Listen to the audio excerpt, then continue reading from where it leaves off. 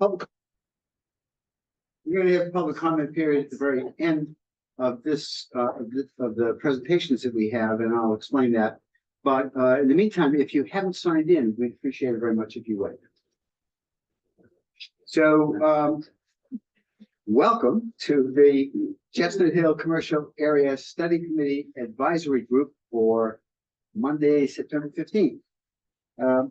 And I'm sure that you all remember, or many of you at least, will remember going to school when you're in the 4th grade and the teacher said, tell us what you did, write an essay on what you did over school vacation. And so while we were on vacation, the planning staff has been working on zoning. And you saw the presentation that they're going to flesh out for us tonight. So I have a number of things I want to cover because I think with that presentation, we're going to hear from City Realty. There's quite a lot there. So first of all, thank you for coming. I hope you all had an enjoyable summer. The planning staff, as I said, has been working on a draft of a zoning overlay of the Chestnut Hill commercial area. And we've had a couple of meetings with a small group of neighbors over the summer, with City Realty, with the growth companies, which owns the parking lot along Tully Street and the medical office building across Tully Street. The planning department's worked on balancing input from this committee, the desires of the neighbors, comments from commercial property owners, and the town's interests, of course. Taking those together, I think from the committee's perspective, we need zoning that makes redevelopment financially feasible. It gives Brookline significant tax growth while respecting the integrity of the whole neighborhood, all sides of the neighborhood, without putting Route 9 into permanent gridlock and recognizing that Brookline also faces a lack of reasonably priced housing.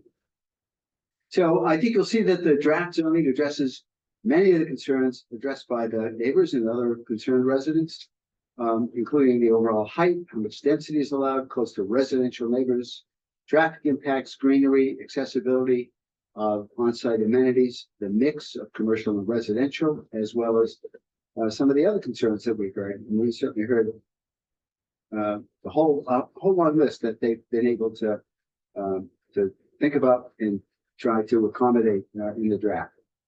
The draft's gone through multiple iterations. I think this is number 20 in terms of tweaks and improvements and recognizing that, well, this perhaps wouldn't work as well as we thought. We'll try that after talking to various parties. And I think it's pretty well refined, and we're looking to your feedback in particular on the committee and members of the public as well. And in addition to the zoning plans, we're going to see a proposal from City Realty, and we're told that it responds to many of these same concerns, including many expressed by neighbors west of the property regarding density adjacent to their part of that part of the Chestnut Hill neighborhood. So we have a lot to discuss. What I'm going to ask is that we hold committee questions to the end of the zoning presentation, and then we'll have a discussion, and then hold questions about City Realty's presentation until the end of that, and then we'll have a committee discussion, and then we'll take public comments after everybody has heard both presentations and really have all of the information on which to base their comments. So let's proceed. Sounds good. Thank you.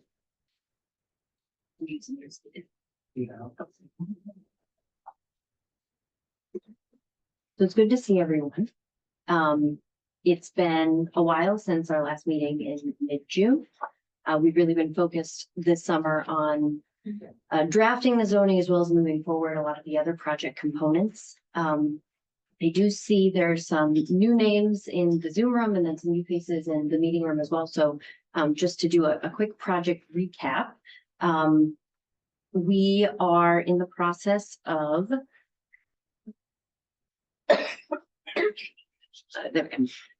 so we are. Do we just introduce yourself? Oh, sorry. Yeah. But Meredith Mooney, Economic Development Director, Zach Tessler, Economic Development Planner. The Economic Development Division is leading the Chestnut Hill Commercial Area Study. We're about a little over a year into this process, and we are at the point where we're developing recommendations that will include in a report for the Chestnut Hill commercial area, and it will include all the components that you see on this slide here, which are listed in no particular order. So tonight's presentation is really going to focus on rezoning, and the rezoning proposal. Zach is going to be walking you through components of the special district overlay, and then all of these different project components are in service to the broader project objectives, which are to incentivize significant net new commercial tax growth. The Chestnut Hill commercial area represents a significant economic development opportunity for the town to expand the commercial tax base. And another leading objective is to enhance the livability and identity of the Chestnut Hill commercial area. So we did put several more meetings on the calendar through the end of the calendar year. So the community advisory group will be reconvening in October 20th, November 17th, and December 11th. And staff will be providing updates and seeking feedback from the community advisory group and the public on where we stand with all of these different project components. So transportation infrastructure upgrades, design guidelines, which will be a complement to the zoning, commercial area vibrancy initiatives, and then some town protections, which would be negotiated with the large property owners who have near-term redevelopment interests that would be interested in using the zoning that we're developing. So before we dive into the nuts and bolts of where we're at with the current draft of the zoning, I did just want to sort of level set, given that some time has passed since we were all in the same room together talking about the goals of the study. I did want to provide just an overview of the strategies that we're utilizing to advance these two leading objectives. So in terms of incentivizing significant net new commercial tax growth, we're really focusing on expanding the allowed uses across the study area, particularly in the Chestnut Hill Office Park, which is zoned Office 2.0, which has a very limited use for commercial uses of exclusively office. But we also wanted to point out that we're allowing or either expanding the amount of residential that can be included in the study area as well, all in service to really trying to promote mixed use development.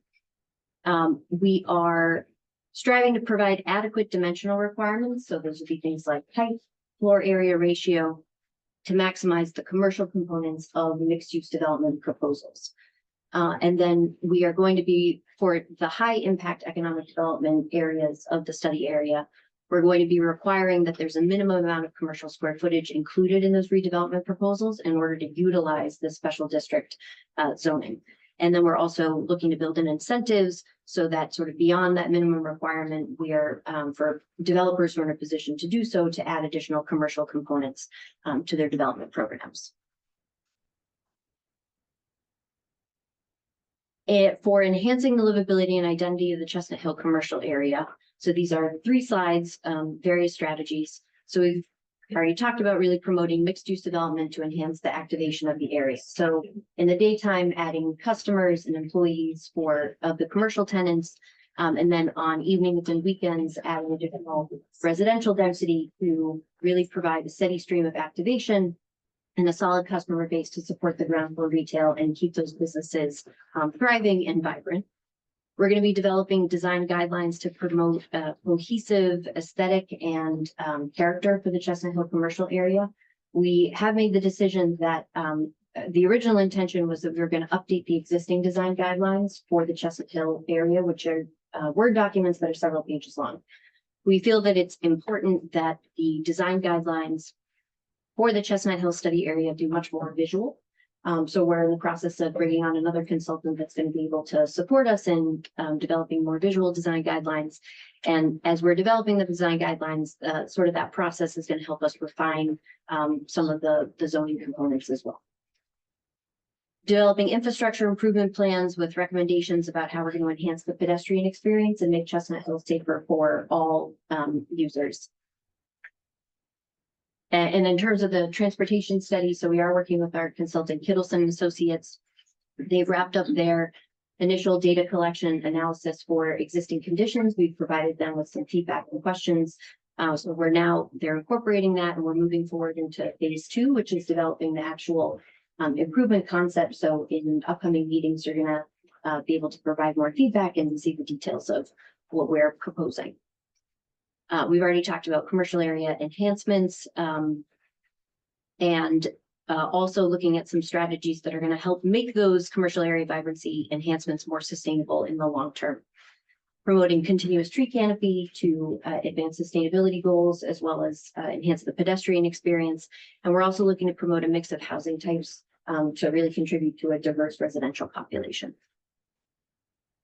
And then finally, we talked about this a lot earlier on in community advisory group discussions. We're not looking to replicate the street on the Brookline side of Boylston Street. We're really looking to complement what already exists at the street and diversify the retail offerings that exist in the Chestnut Hill area.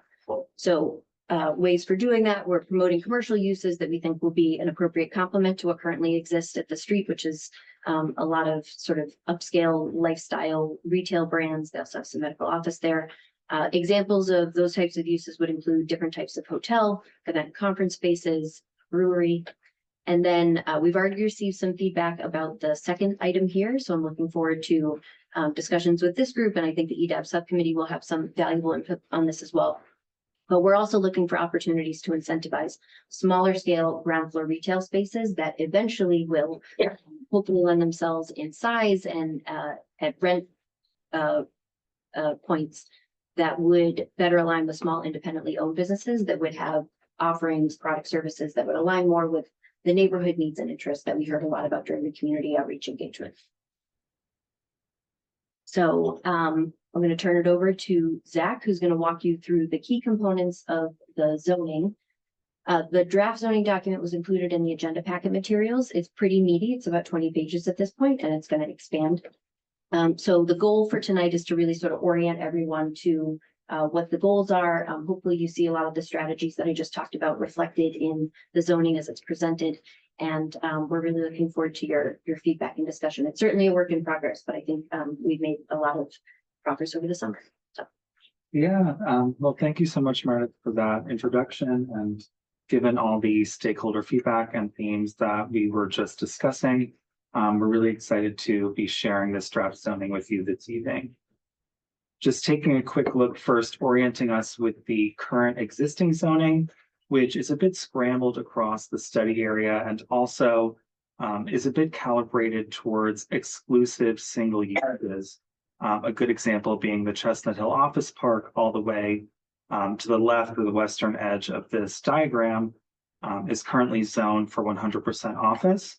And we feel that that's part of the reason this area has not seen significant redevelopment in many years, is that these kind of single-use districts are just not really in keeping with what the market is demanding or best practices in planning either, for that matter. So this is kind of the existing underlying zoning, which, as a reminder, with an overlay would not go away. But over top of this underlying zoning, we would be drawing these new 4 sub-districts, one north of Boylston Street, which is proximate to the Chestnut Hill T-stop. In purple, we see the neighborhood mixed-use sub-district, which would be at more of a Harvard Street neighborhood type scale. And then in orange and red, we see the commercial districts that front on Boylston. 2 of these 3 blocks are obviously much deeper and are conducive to larger format and just a more significant level of commercial development. So that's really how we're looking at the study area, is in terms of these 4 sub-districts, 2 of which across 3 blocks really represent significant opportunity for commercial development, not just in the study area, but in the context of sites that could support significant commercial development across town. Just a few components of zoning. If anyone is out there in the world, like, what even is zoning and what are you talking about? These are basically rules that dictate what types of uses are allowed to be built in what location, how high a building can go, how far it needs to be set back from the street, open space, tree canopy requirements. So all of these are spelled out, as Meredith just mentioned, across 19 pages of this draft overlay. And it's really my privilege this evening to just take you through some highlights.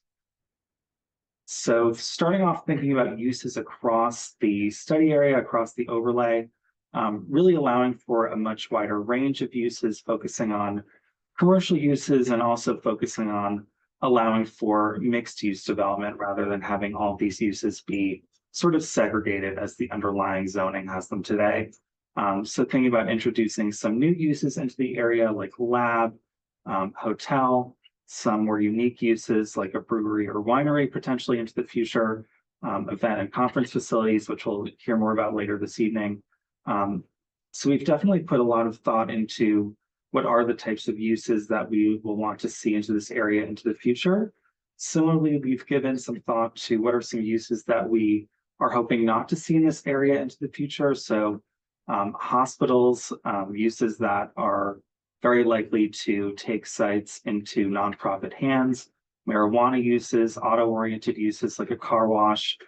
These are all things that we're not necessarily trying to incentivize and really trying to sort of turn away from as we look to the future of the Chestnut Hill commercial area.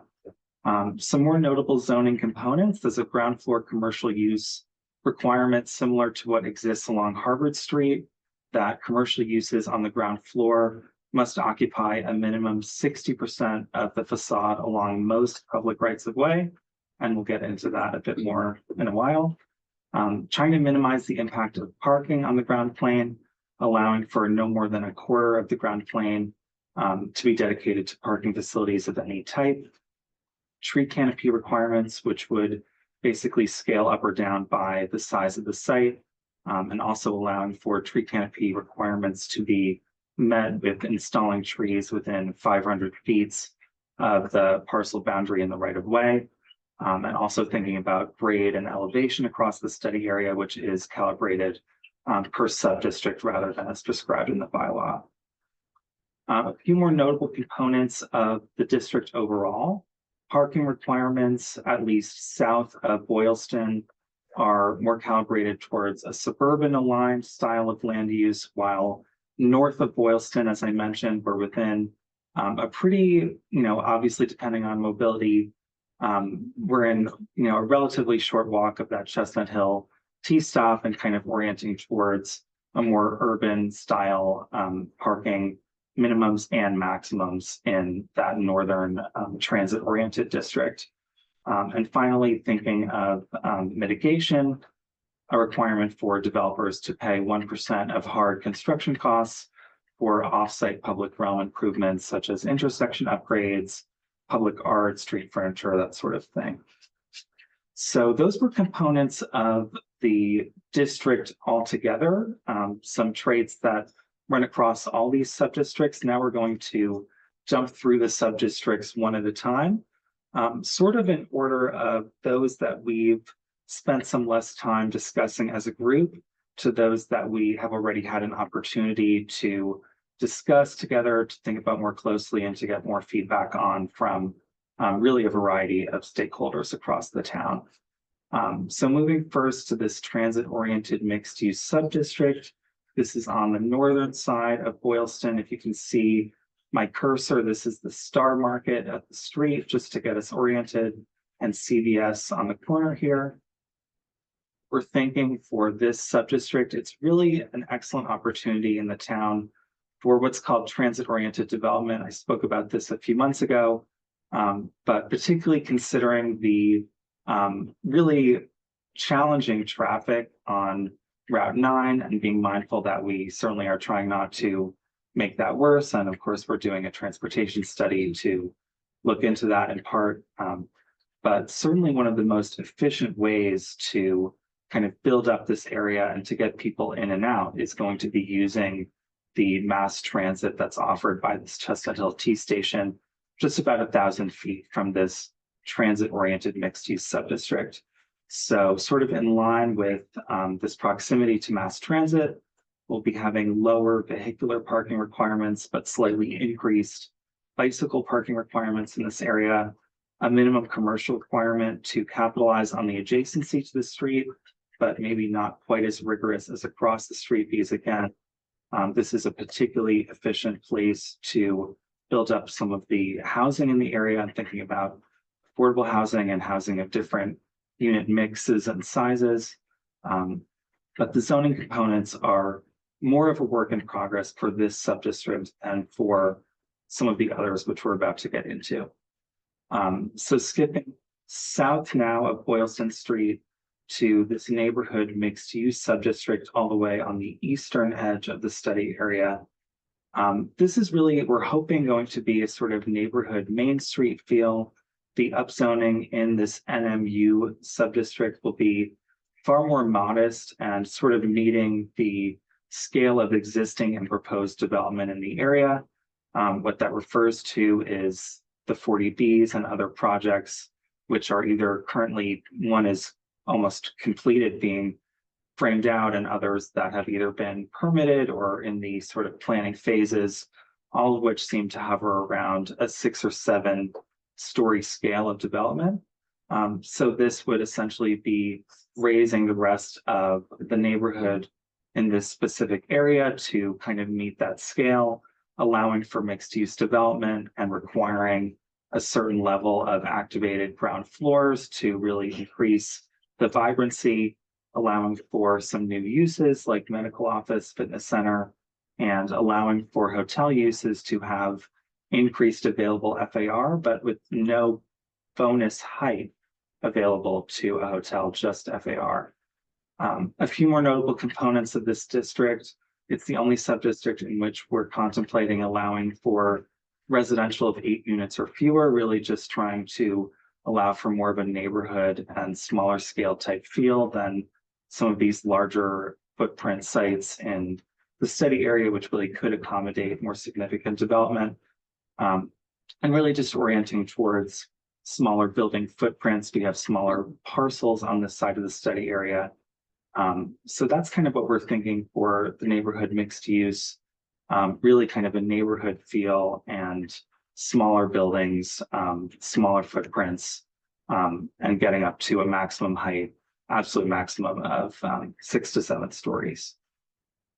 So turning now towards these more commercially oriented sub-districts that do share some characteristics, notably their location on Boylston Street, which is obviously a really busy state highway.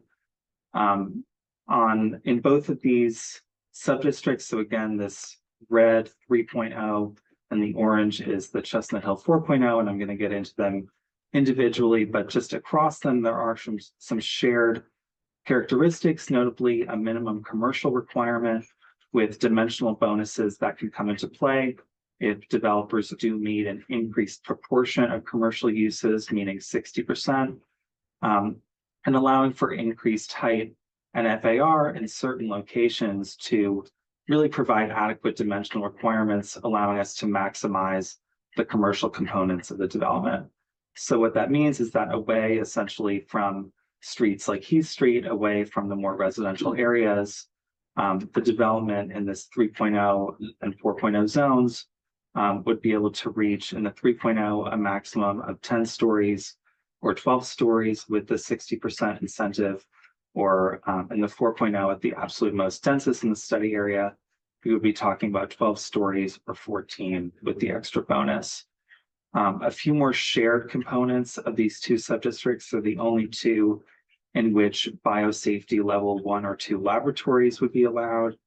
And we are going to be contemplating some special signage requirements to accommodate the sort of larger format development that we're envisioning in this area.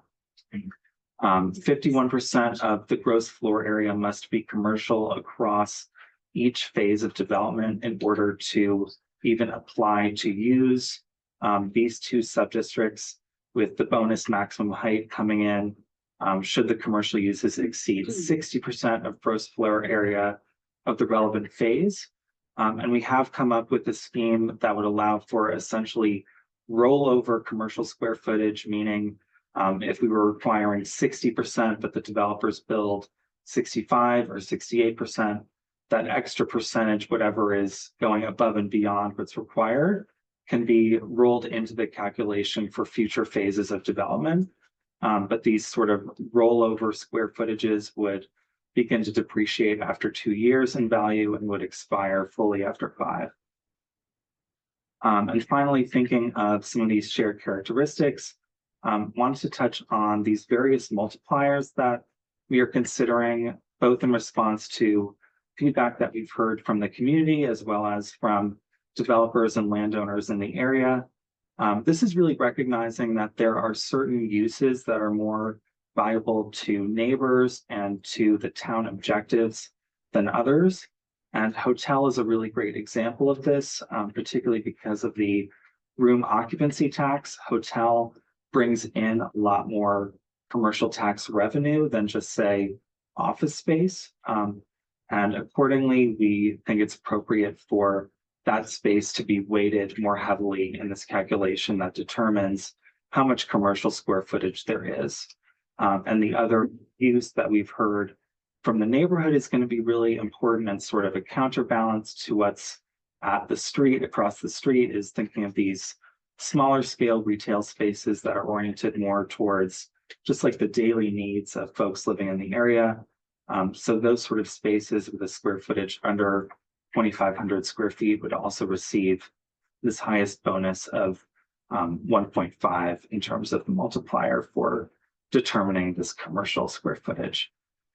So thinking now specifically of this commercial 3.0 subdistrict, which again, looking at the map of these together, certainly is a lot narrower, has smaller footprints, but is still on Route 9, which we all know is a very busy state highway.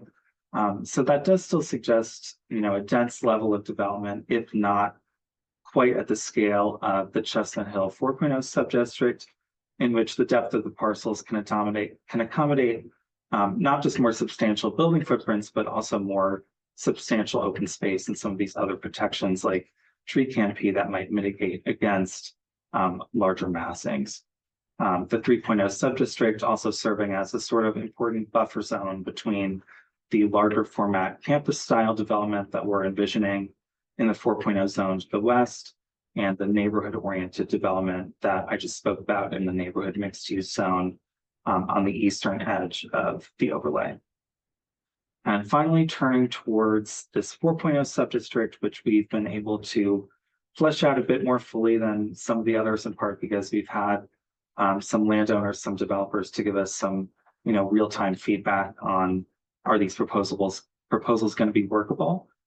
We really do view this 4.0 zone as the high impact economic engine of the area. These sites are very, very unique in Brookline in their sort of size and ability to accommodate large scale mixed use and really commercial development. Again, I'll mention the location on Route 9, and there are just very few of these sites in town that are both very large and very suitable towards significant commercial development. So that's why, among other reasons, staff have been really interested in this 4.0 area of the study area in particular that really is oriented towards more campus style development and where taller maximum building heights could be feasible in great part because there's literally space to really significantly pare those down as we approach both residential areas and streets and wanting to preserve sort of the pedestrian experience and some of these other parts of the study area or parts of the overlay. There just isn't room for those kind of step downs, which we're going to get into in just a moment. So those are some of the reasons why we feel that this 4.0 zone and the sites in this area really sort of are outliers, not just in the study area, but in Brookline. And thinking of providing some zoning relief, which would allow for larger and denser development, but that would be contingent upon developers being responsible for providing increased tree canopy, increased open space, increased commercial activity, and really being very responsive to some of these objectives that the town is interested in. The ground floor requirement for commercial uses at 60% of the ground floor would apply to Boylston Street, to Tully Street, and to any large centrally located open space like a large courtyard.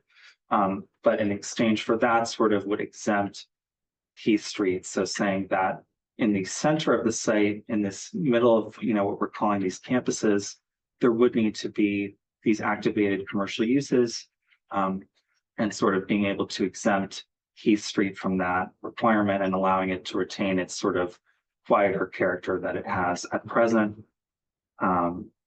And turning to the impact of height setbacks and step backs, there has been a lot of interest in this and wanting to help folks understand sort of from a conceptual level how these are going to work and why, even though we're talking about pretty substantial building heights of getting up to 150, 175 feet, maximum of 14 stories. If that 14 stories is placed in a very thoughtful and sensitive location, it really might not have the visual impact and really the effect of being quite so massive that 14 stories might immediately and very understandably make someone imagine. So what we're looking at here is the study area, these subzones that I was just describing, and kind of zooming into these commercial zones that are in the warmer red and orange colors. What we see in the blue, it's a bit coming out a bit late, at least on my laptop, but across the border with Newton, across the border from this T5 residential district and bordering Heath Street, we'll have these setbacks. The difference between a setback and a step back, and I apologize for needing to use some technical language, a setback is really an area where you cannot have any building at all. So really imagine when I say a proposed setback, that's really saying like a required yard would be another word for proposed setback. A step back is really saying, well, how high can the building go at that location? How far back do we need to go before we work up at that 14-story height? And so zooming into this 4.0 area, we see how, what's the effect of some of these different setbacks that kind of push us away from the residential district and require a pretty substantial yard setback from the T5 over here. Some setbacks that would require yards along Heath Street and along the Newton border. But more significant than having these yards are sort of the proposed step backs, which would say in this initial zone, sort of before you get to the dashed lines along these two blocks. But after you leave this kind of blue intermediary area, you can have kind of your first step back. And that's at a maximum of 3 to 7 stories, which really does range across. I know that's quite a range, but just for the purposes of kind of depicting what's going on here, that's what that means, is that before we get to this kind of orange zone, and once we leave sort of the blue zone, to be a bit reductive in my language, we have this sort of initial step up zone where we really try to calibrate a height that's going to feel not very imposing. So what we're going to see in the next diagram is the effect of these step backs. This house is kind of this star, the first home on Heath Street next to the Chestnut Hill Office Park. And what this is saying is, looking at these various massings that we've calculated out, it's very unlikely, I just know, and having worked with our EDAP subcommittee, having worked with some of these developers, it's very unlikely that anyone is going to build, for instance, at 110 stories where my cursor is right now. But just to be able to leave the developers some flexibility, not to have to fit precisely within the constraints of these volumes that we've selected. That's why we introduced this 35-degree sky plane. And what that essentially says is, taking these setbacks and saying we would need a 40-foot yard, and then you would be able to build up to 45 feet. If you go another 60 feet back, you could build up to 88 feet. And what this sky plane really does is gives developers the flexibility to build at whatever volume and however far back they want, so long as there's no visual impact that would be any greater than the sky plane and then the volumes that staff are already proposing. So the sky plane, all this 35 degrees really does, it kind of finds the happy medium between all these different volumes that we've sort of calculated themselves based on a 45-degree principle, essentially stating that a building is going to be roughly comfortable if it's as far back as it is tall. And we see that if we think of the setback from this home in this T5 district, we have 70 feet before we would go up in height, even 45.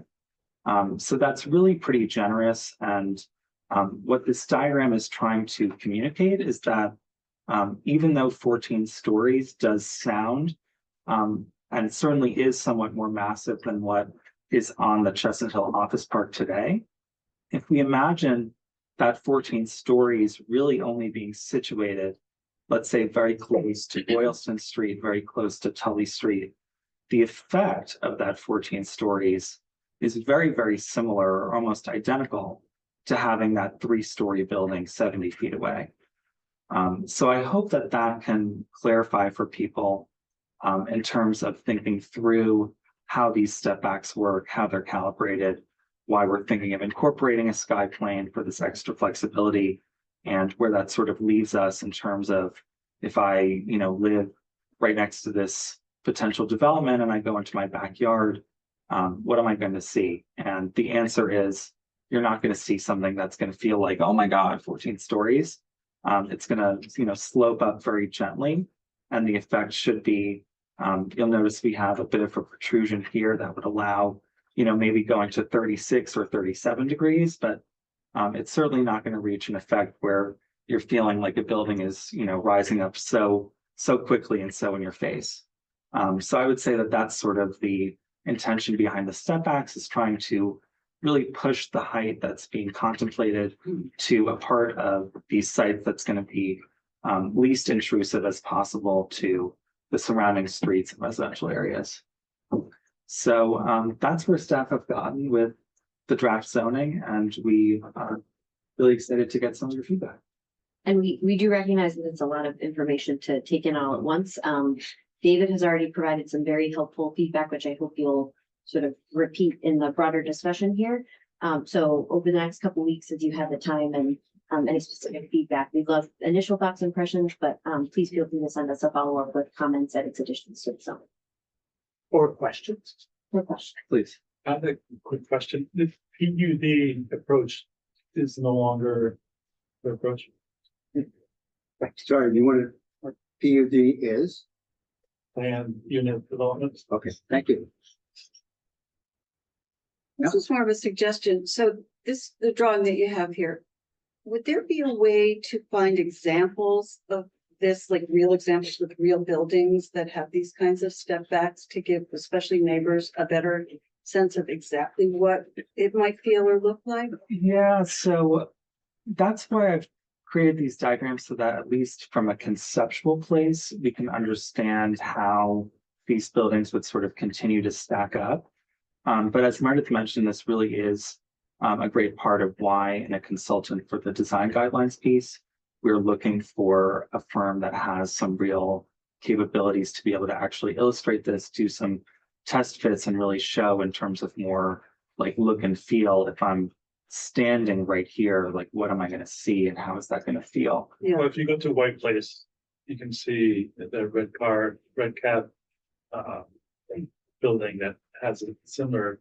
Yeah, and certainly I appreciate you bringing this up, because that angled plane, it would be a similar strategy. The problem sort of with coming up with precedents, I certainly can go out in the field and try to do this, but the 35 degrees and the way that we're looking at this from this very specific T5 district, it might be difficult just to find examples that are exactly comparable.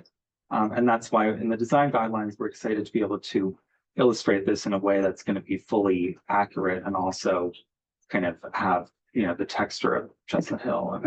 I do think when we see proposals, it's obviously a developer's got to show us the kind of drawing that's more comprehensive, more three-dimensional and so forth. Right. But I'm not You'll be even able to thinking- get a better sense of it. But I'm not even thinking about a drawing. I mean, for example, I wasn't there, but the Center Street parking lot presentation, somebody described to me that they took actual buildings from In Brookline. Brookline. Yeah, right, Janice, Yeah. saw that.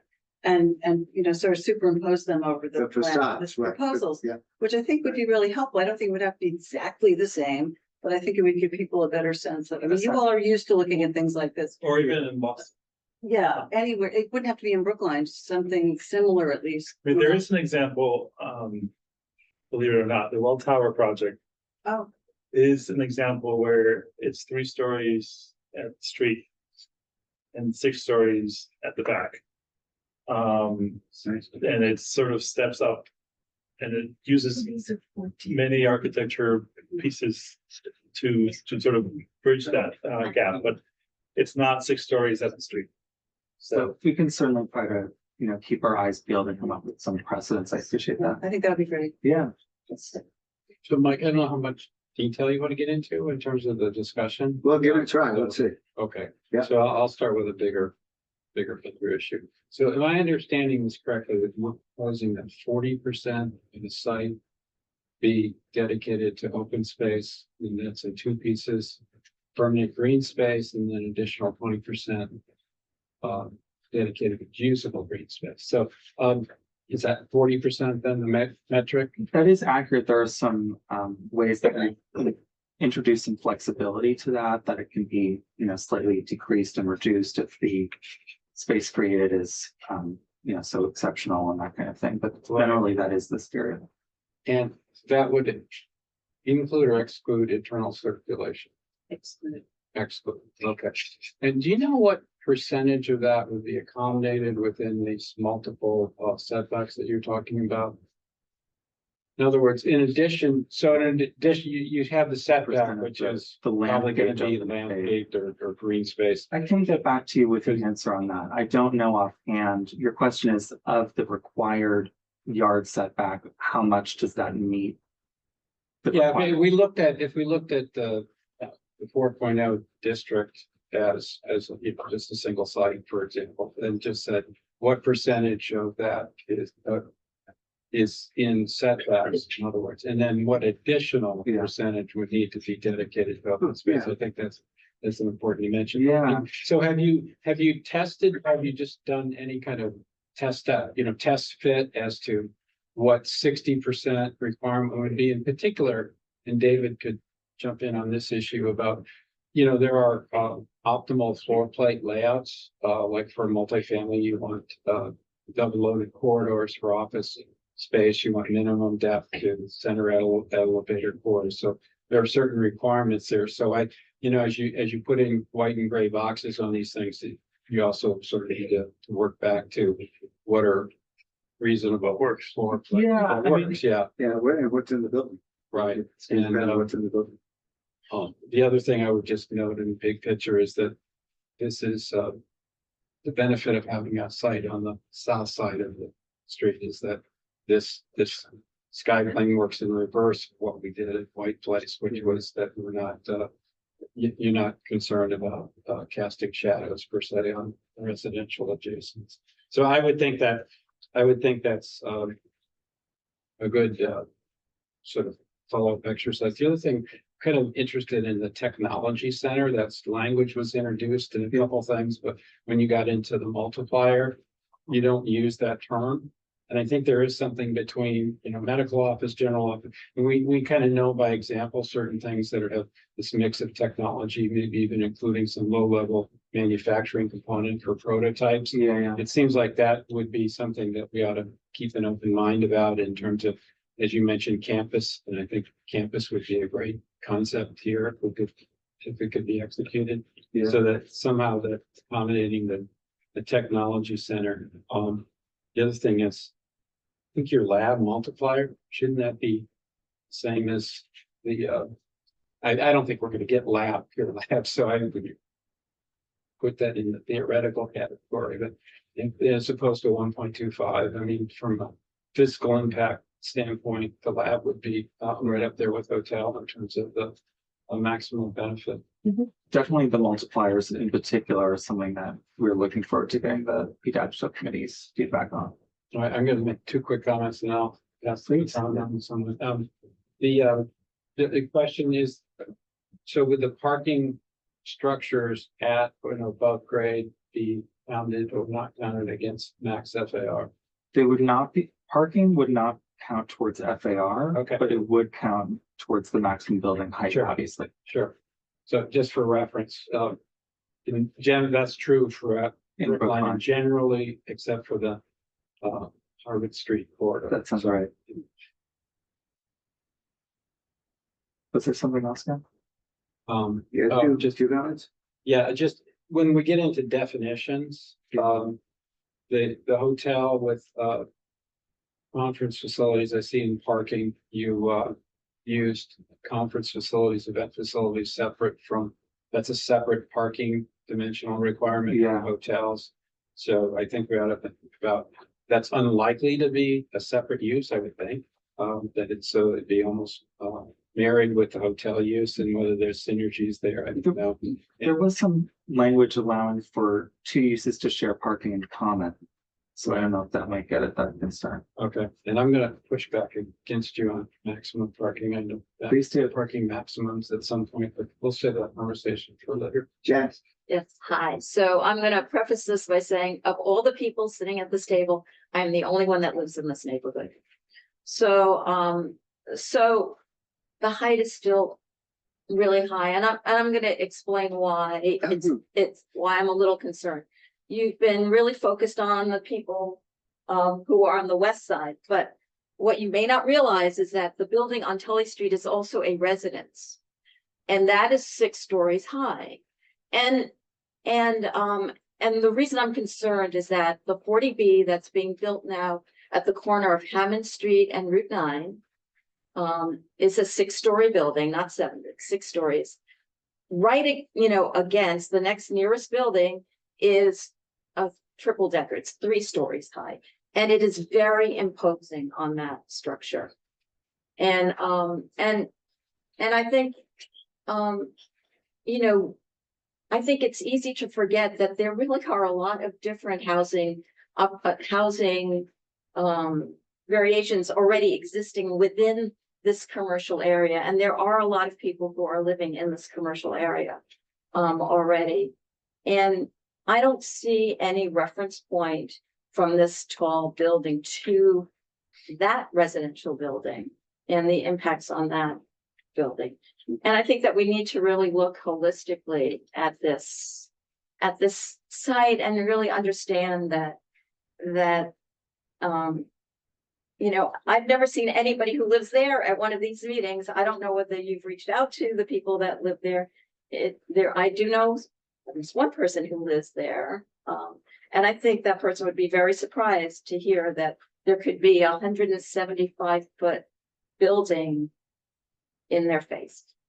And so I just caution that we need to really be mindful of this area. We call it a commercial area, but in fact, there are lots of residences embedded within it already, and a lot of people living here.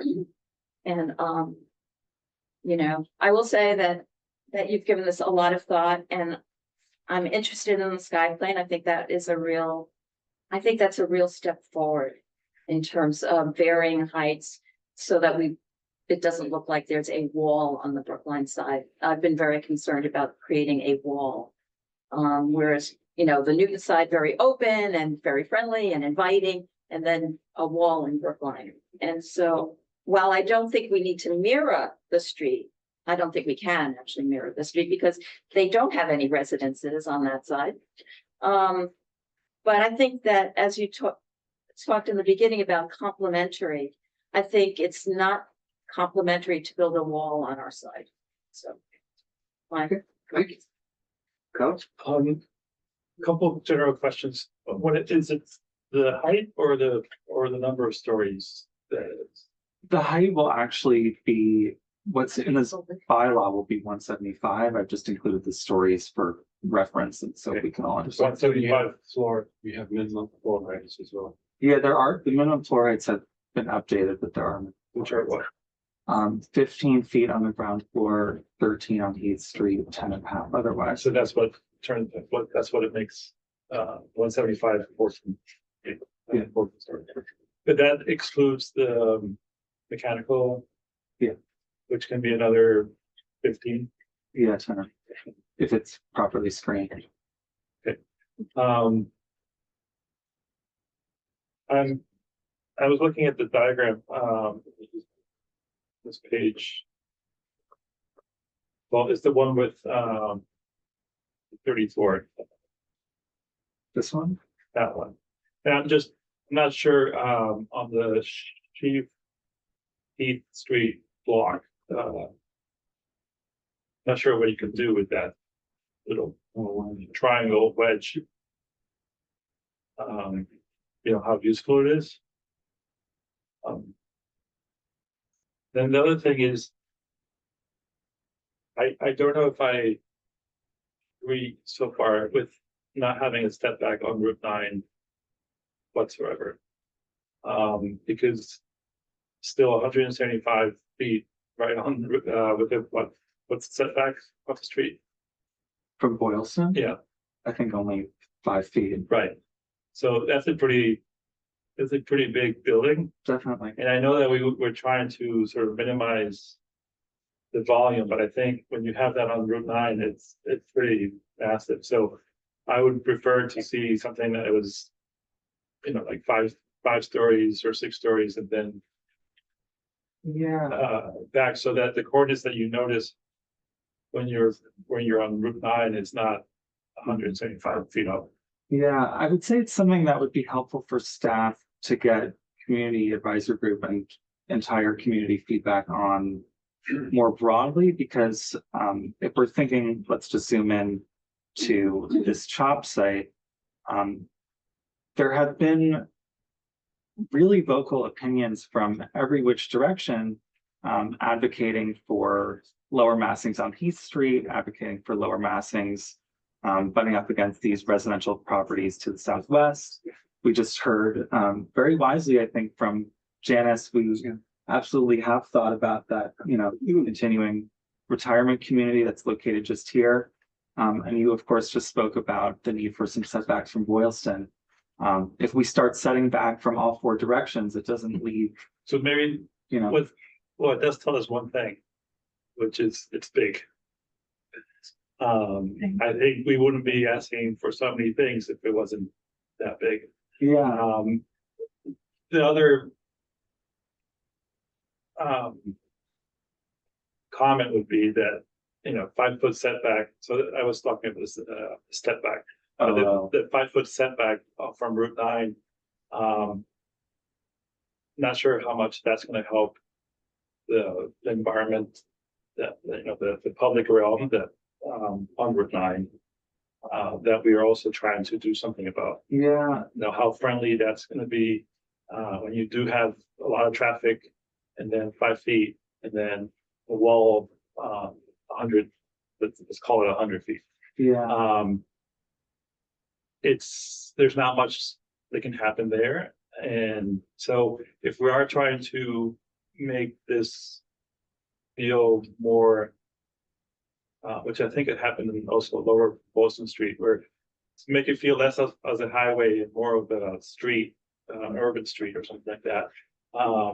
When you look at Boston Street down in the Back Bay, for example, which much wider sidewalks, there's a lot more things that can happen on those sidewalks. Yeah, And also the way that people can traverse through them. So I think that was a lot of the intention.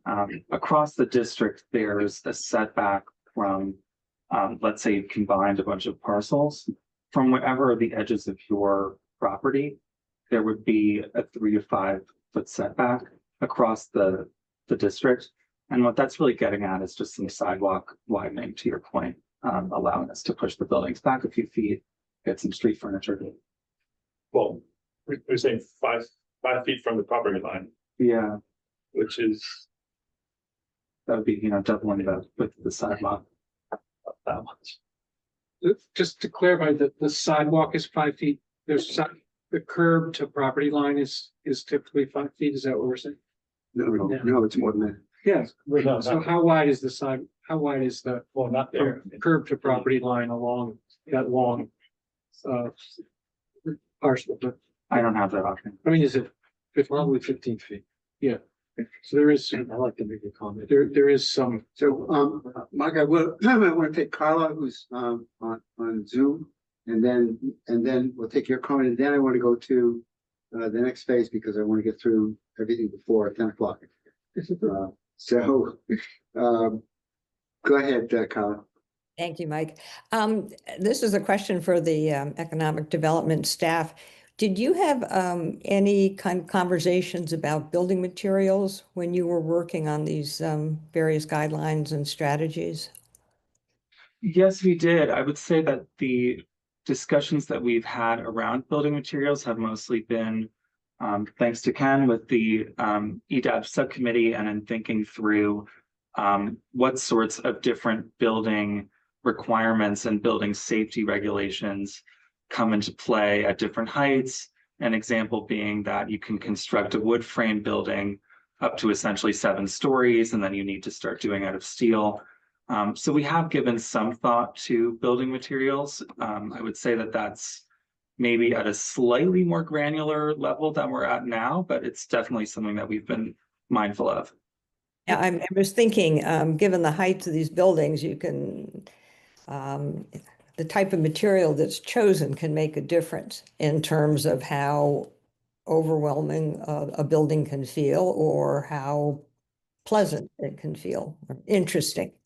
So I'd love to see something when there's an opportunity in writing about the materials that are being considered. And I was also wondering whether that's something that your design consultant would be offering guidance on. Yeah, I apologize, Carla. I think I might have misunderstood your question to be what are the buildings going to be constructed out of rather than what are the kind of finishes on the buildings going to look like? Both. Yeah, so But mostly what's the the pedestrian or the building user or the visitor going to experience in terms of the materials? absolutely in terms of both architectural design and in terms of the actual materiality, both on streets and on any sidewalks, it's certainly something that we're planning to address with our design consultant that we're hoping to select this month, I'll say. So is that something then that we can expect to hear about at the October meeting? Either October or the meeting after that. I would say by October, we should hopefully at least have an update, if not a plan to present, but we should at least be able to speak to our work on this. Okay, thank you. Thank you. There's an interesting example of looking at facade, at the way a facade impacts the visual impact of the building. The Center Street Parking Lot Committee looked at some drawings prepared by the consultant for that project, and the consultant took facades of existing Brookline buildings and imposed them on the face of some buildings that, well, generally speaking, was 6, 7 stories, and it was very interesting to see the response to that as opposed to a sheer glass, sort of a facade. I think, in fact, Janice, I think mentioned that. But so you may want to take a look at that on that video online from the presentation was made, of course, there. And Mike, that's why the location of the cornice is important, because that's the edge as Right. a pedestrian. That's the edge that you notice at the sky. And if you have it all the way up, then You're gonna see it. Yeah. Mark. I'd just like to make some comments about I think that the work you've done is really good. When it addresses the issues that it addresses, but I am concerned about that it doesn't address the street and the setback, which is what Carlos brought up. And also I'm concerned about the corridor, Tully Street, and even the corridor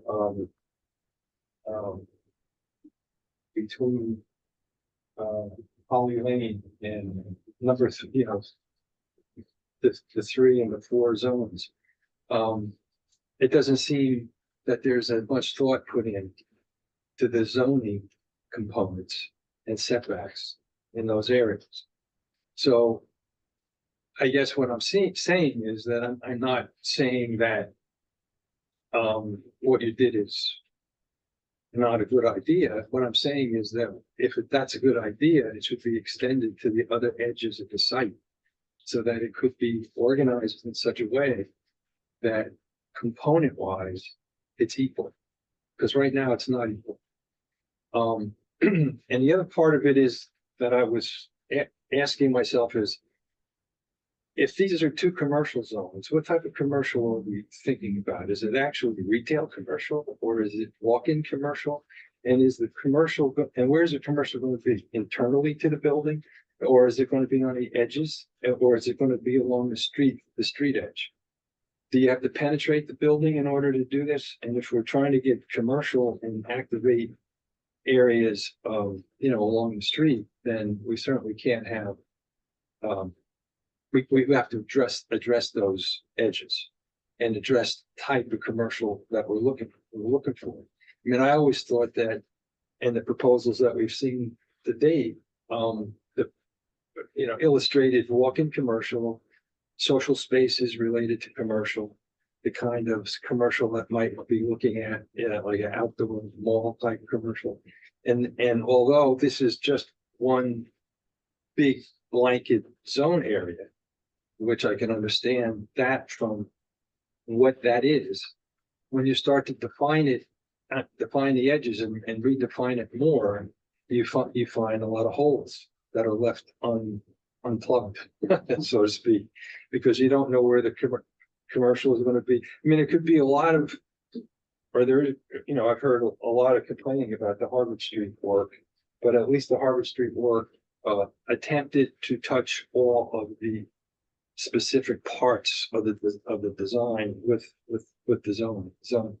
And I'm not so sure that's what you're trying to achieve, but I think it's an incomplete piece of work, and it needs to have some idea related to.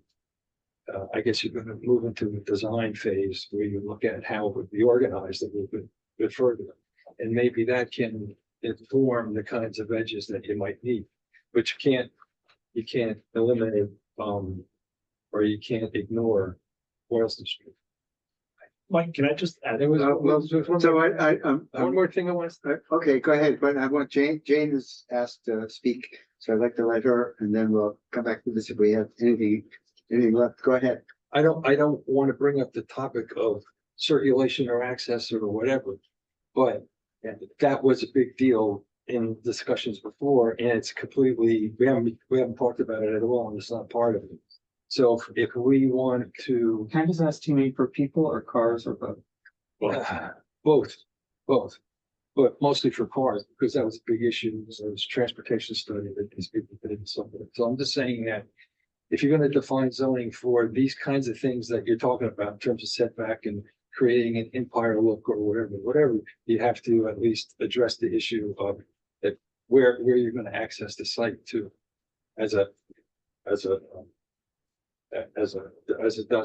design point of view. I guess that's where you have to look at it. Okay, Jane. Hi, thank you. I just want to kind of echo some of the comments that actually now have come in since I raised my hand. But I live on Hammond Street, and I think one of the things that's particularly interesting is, as we've seen now, what the 6-story 40B on Hammond and Heath looks like. I mean, Hammond and Boylston looks like, and without any trees, any sort of setback, we're sort of losing some sidewalk space on that area, so it's certainly not pedestrian friendly. It does raise the questions that I think we're all raising now. Is please, let's not, it's there, it's now, it's nothing we can do about it. But the bottom line is we don't want certainly that to be the look of what happens on Chestnut Hill West. So I feel like you've definitely heard many of the neighborhood concerns, but this is a neighborhood that does exist with many people who would want to walk up to these particular shops and whatnot. And it does need to be pedestrian friendly. And I do appreciate you preserving Heath Street for that reason, because that's pretty much how we would be accessing it. And I do think protecting the neighborhood that we have on the west side is good, but I do think we need to pay attention, because now we know we have a lot more stuff coming. The corner of Sheaf and Hammond is going to be another quite large building that I don't think anyone can quite picture exactly what that will look like. So I just do want to sort of be able to sort of say, can we take a step back and make sure that this is a true comprehensive plan for this area, so that we're paying attention to not only what's there now, and I really do mean what's there now, because it is an active neighborhood that likes to walk a lot around to the stores that are diminishing by the minute. But that being said, but hopefully will bring in more walkability than anything else. So I just want to say that. And I did also want to mention the entrance and egress from Boylston Street is particularly concerning. I feel like Boylston Street's just getting worse and worse. And I don't want to lose that because I do think that entrance and egress, I mean, I don't know if they're now would be going around this very tall building. And then what that building looks like, it, you know, I don't want it to look like, I was just in Boston this morning. It's the Lindemann Center, and no one wants to tear it down because it's such a fine example of brutalist architecture. On the other hand, I would love to see that building gone. That being said, I don't want something that is just one of these straight, you know, buildings that just is, as Janice alluded to, a wall. So I hope we can pay attention to the building materials and the way that it looks so that it really does look like a neighborhood. So that's really what I wanted to say. But I do appreciate, I do hear many of the things and read many of the things that you have been sort of hearing the neighborhood. And I do think you're trying to address those concerns, and I appreciate that. So thank you. Thank you. House. I'll build on two things that Mark said. One of them was that, so you exempted Heath Street from retail, right? From the ground Yes. for commercial. And I think that could be a double-edged sword. The reason why I say that is because if you're not putting in retail, what are you putting? Are you putting loading docks? Are you putting, you know, other things that are not pedestrian friendly in some ways? And one of the things that was interesting about the Foolish Corner Center Street parking lot is that even when you did all those projects, the housing on both sides and the plaza and everything, you were still looking at the butts of the building, CVS and other building. So even after you did all of that project, you're still looking at the back of this building. The neighbors probably don't want to see what's clearly the back of the building with all of the stuff that happens in the back of the building. They want to see a friendly building. So I think, I don't know if retail means unfriendly. I actually don't think that some retail, since it's small retail, on that side would actually be sort of unwelcoming to the neighborhood, but I don't know. You have to ask that. But I do fear that if you don't put, if you leave it sort of completely open, it's going to be sort of something that is really not pleasant. And the second part was, if you could just show page 36 again. And I know that you didn't mean to do this, but I think Which page is that? 36 is the sky plane. I think the fact that you the fact that there's no line on the right side, no vertical line, no edge to the building. Maybe unconsciously, it's saying like, we don't know what's happening on Route 9. So we have this skyline on Heath Street, but then we don't really care or we're not aware of what happens on Route 9. That's not the line from Heath Street, that's the line from the west boundary. No, that's the line from. This is the line from the western, from down here. Right, but it's basically, It's, I mean- it's Color Street's on the right. it's a section. No, you're right, there's. No, a- it's not, it's from. Yeah. It's from, but it reaches, it reaches Route 9 at one point. And The not in section this, doesn't go all the way through to the street. What you're saying. That's what I'm saying. So it leaves that part of the building Unspecified. I understand this, I understand your critique, it's a fair one. This diagram is really trying to illustrate. and it does it really well. that. It illustrates the ground plane really well. What it's not, I what it's understand. also illustrating in a way is that Side. there's a cliff from those. Yeah. Could you just clarify though, you're not talking about in the draft zoning restricting retail frontage on Heath Street. You're saying that it's not required to have the 60% minimum. So there's a distinction. Oh, I thought it was said. No, it would just It's be not prohibited. required. So, by the way, I don't think retail on Heath Street would work. Thanks. We can discuss that later. No, but Carlos has an interesting point about the visual impact of Yeah. a bunch of loading docks. Right. Okay, let's go to the next the next main event. Cliff, you want to? Yeah, thanks everyone. We have the architect with us, Tony from Feingold Alexander, and have a presentation. Cliff Kensington. My name is Jennifer DePazzo Gilbert. I'm counsel to the team. We have done quite a bit of work and tried to incorporate all of the feedback that we heard. And I think if you've been involved for the last year, you'll see quite a few changes with respect to placement of buildings, where the height is going, green space and access. So I'll let Tony and Cliff take it away. Before you get into it, one thing I do want to say is we had a number of committee members saying, could we have this in advance in the same way? We sent it to Meredith today. I'm sorry? Meredith has it. Yeah. Yeah, Right. we'll post. Right, people were asking over the week, we get this materials over the weekend, so in the future, to the extent that you can, if you can accelerate Sure. the distribution. Okay, sorry, go ahead. Thank you all and appreciate your time. I know this is very involved, so thank you. So we're going to go through with how we are currently looking at the project site and explain a little bit more of the thinking as well. So what we're going to go through is the development. But one thing I do want to point out just in this image, and I know you know this really well, but and a lot of the comments you were already raising with regard to the zoning guidelines is certainly coming up. But as a reminder, the development in this large parcel here really is dramatically affecting a neighborhood. It's of course impacting Boylston Street, but the other key thing that we also have to keep in mind is that a large part of this site is facing a cemetery. So we just, not to make any comments about that, and we certainly want to address neighborhood concerns, which is clearly a key issue, but the bulk of it is really facing towards that way. Anyways, let's go through what we are looking at now. So what we are looking at now is a 3-building proposal, and it goes from building A on the right, building B in the middle, and building C on the left. And by way of orientation, Boylston Street is at the top and Heath Street is at the bottom. And the way we have structured the approach is severalfold. One, we are establishing essentially a breakdown into the site, into these 3 building components.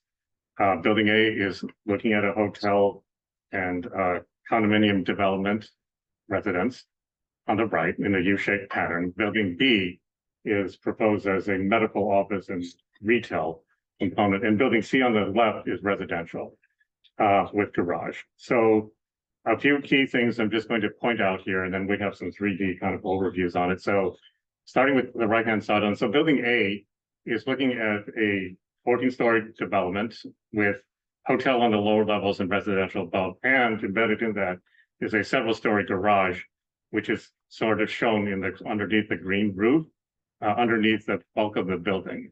So that is formed as a U-shaped building in order to try to address sort of a narrow edge towards Heath Street and a larger facade towards Boylston. Next to it, on the left-hand side, building B is also proposed as a 14-story building, but is developed intended to be a medical office and retail and garage building. And this building also frames a fairly large courtyard, a green space in between building B and building A, which we'll talk about a little bit later. But the idea is to open up a viewporter to link between Heath Street and Boylston Street, and also to try to affect more open ground plane. And then finally, on the left-hand side, building C is proposed as a 7-story building, all residential use with a garage underneath. And some of the key things that also, we're going to not have you get into the details here, but we tried to open up more setback along that edge facing towards the west, shown as a 40-foot plane in green. The lower left-hand corner, it drops off, it's 61 feet, and then it goes to 96 feet at the very bottom as it moves towards the intersection of Heath Street. The internal circulation also does not put any vehicles onto Heath Street unless it's an emergency vehicle. So all circulation is contained within the site itself. And along Boylston Street, we are going to work with 2 out of the 3 curb cuts that exist, but we're going to eliminate one of them. So we're going to maintain those curb cuts that exist along Boylston to access the site, and then allow surface parking as well. And then a lot of the parking that's handled in the project development is in a series of garages. So the next image will show more of the massing diagram. So this is again, same orientation, East Street at the bottom, Boyle Street at the top. So one of the key things that we also tried to do here is to map the project, not only the three parts, but to put the bulk of the higher volumes towards the right and the east facing along the right-hand side, and then lower the mass as it faces toward the west side, abutting the residential district, and also massing the bigger height and volumes toward Boylston Street, and then trying to make thinner edges as they faces towards Heath Street. And again, these are just all massing diagrams, not intended to be designed. Again, the right-hand building shows the color coding, but hotel in blue, residential above, parking garage on the bottom, and building A on the right, and building B in the middle in purple is medical office, with also parking garage and retail at the bottom. And then, of course, building C on the left is residential with parking below. And we are also proposing to try to activate a lot of retail component in the orange color, particularly as it faces towards Boylston, which is the next image.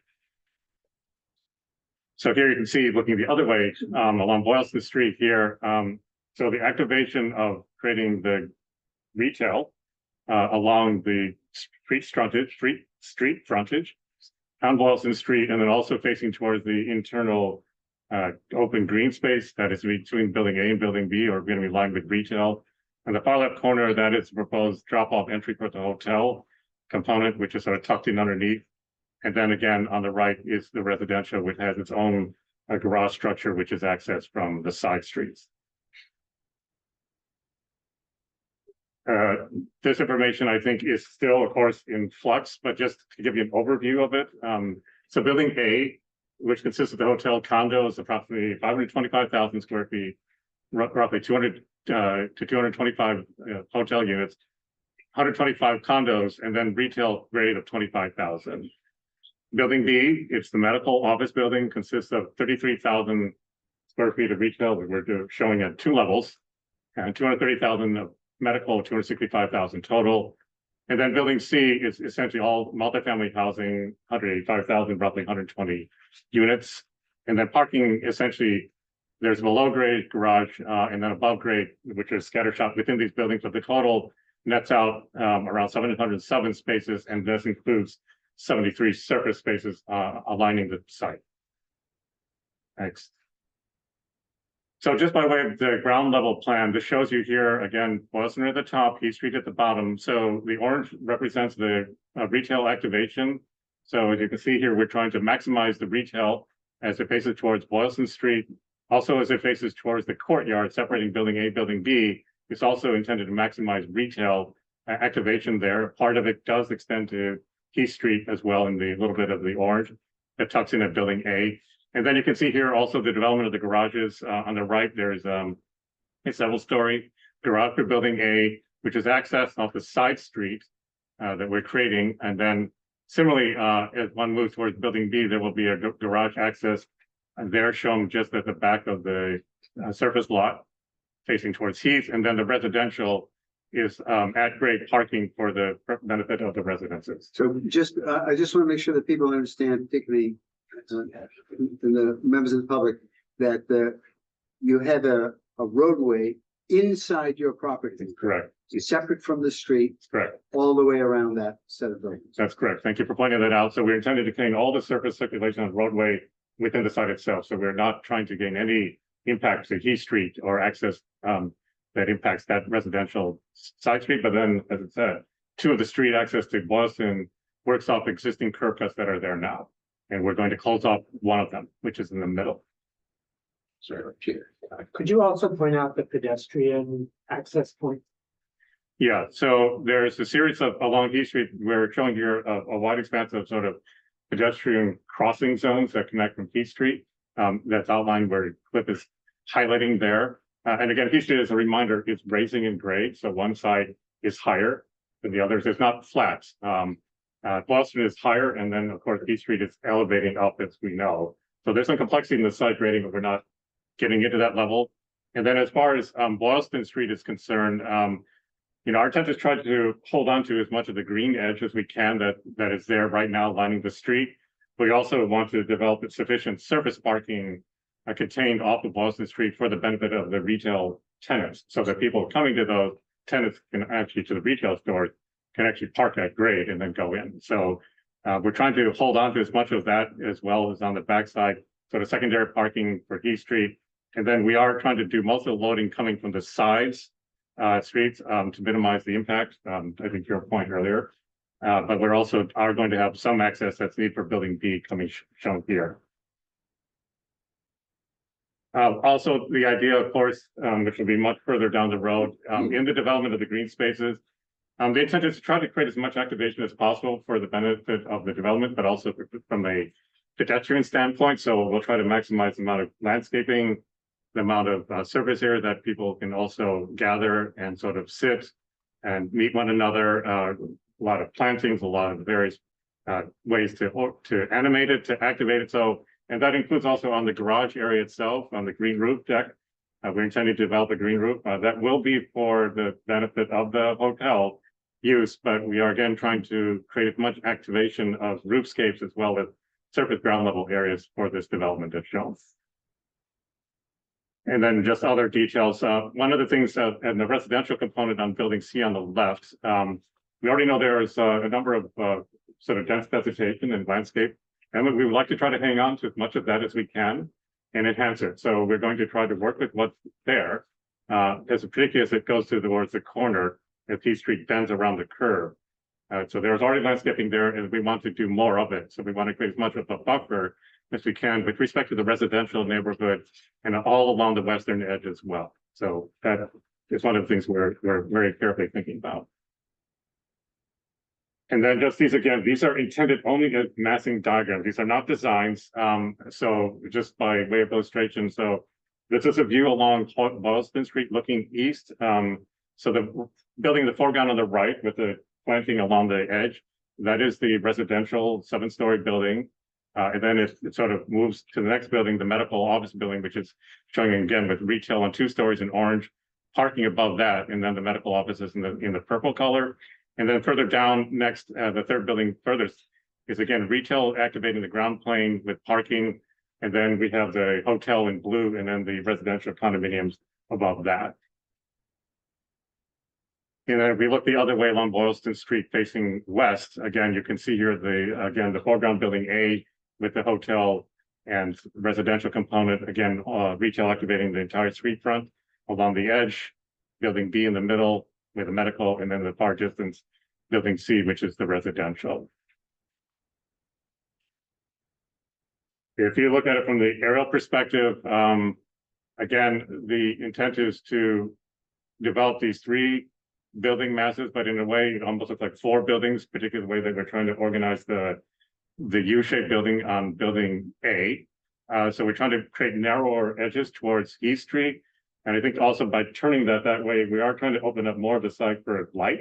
So compared to the much earlier development we showed you last year, so we're literally turning everything 90 degrees to the streets, trying to open up as much view corridors as we can between the East Street to Boylston Street development, lowering the mass towards the western edge, and then turning the profile to be as narrow as possible, facing towards East Street to try to break down the scale. And again, this is just simply the open area connecting between Heath Street to Boylston Street. Right now, it's shown approximately 100 feet wide by about 200 feet length. So it's not quite as big as a football field, but it's a pretty big green space that we're showing by way of scale in this zone here. And again, trying to activate as much retail as we can along this courtyard, which we do imagine will be highly developed for landscape pedestrian activation and use.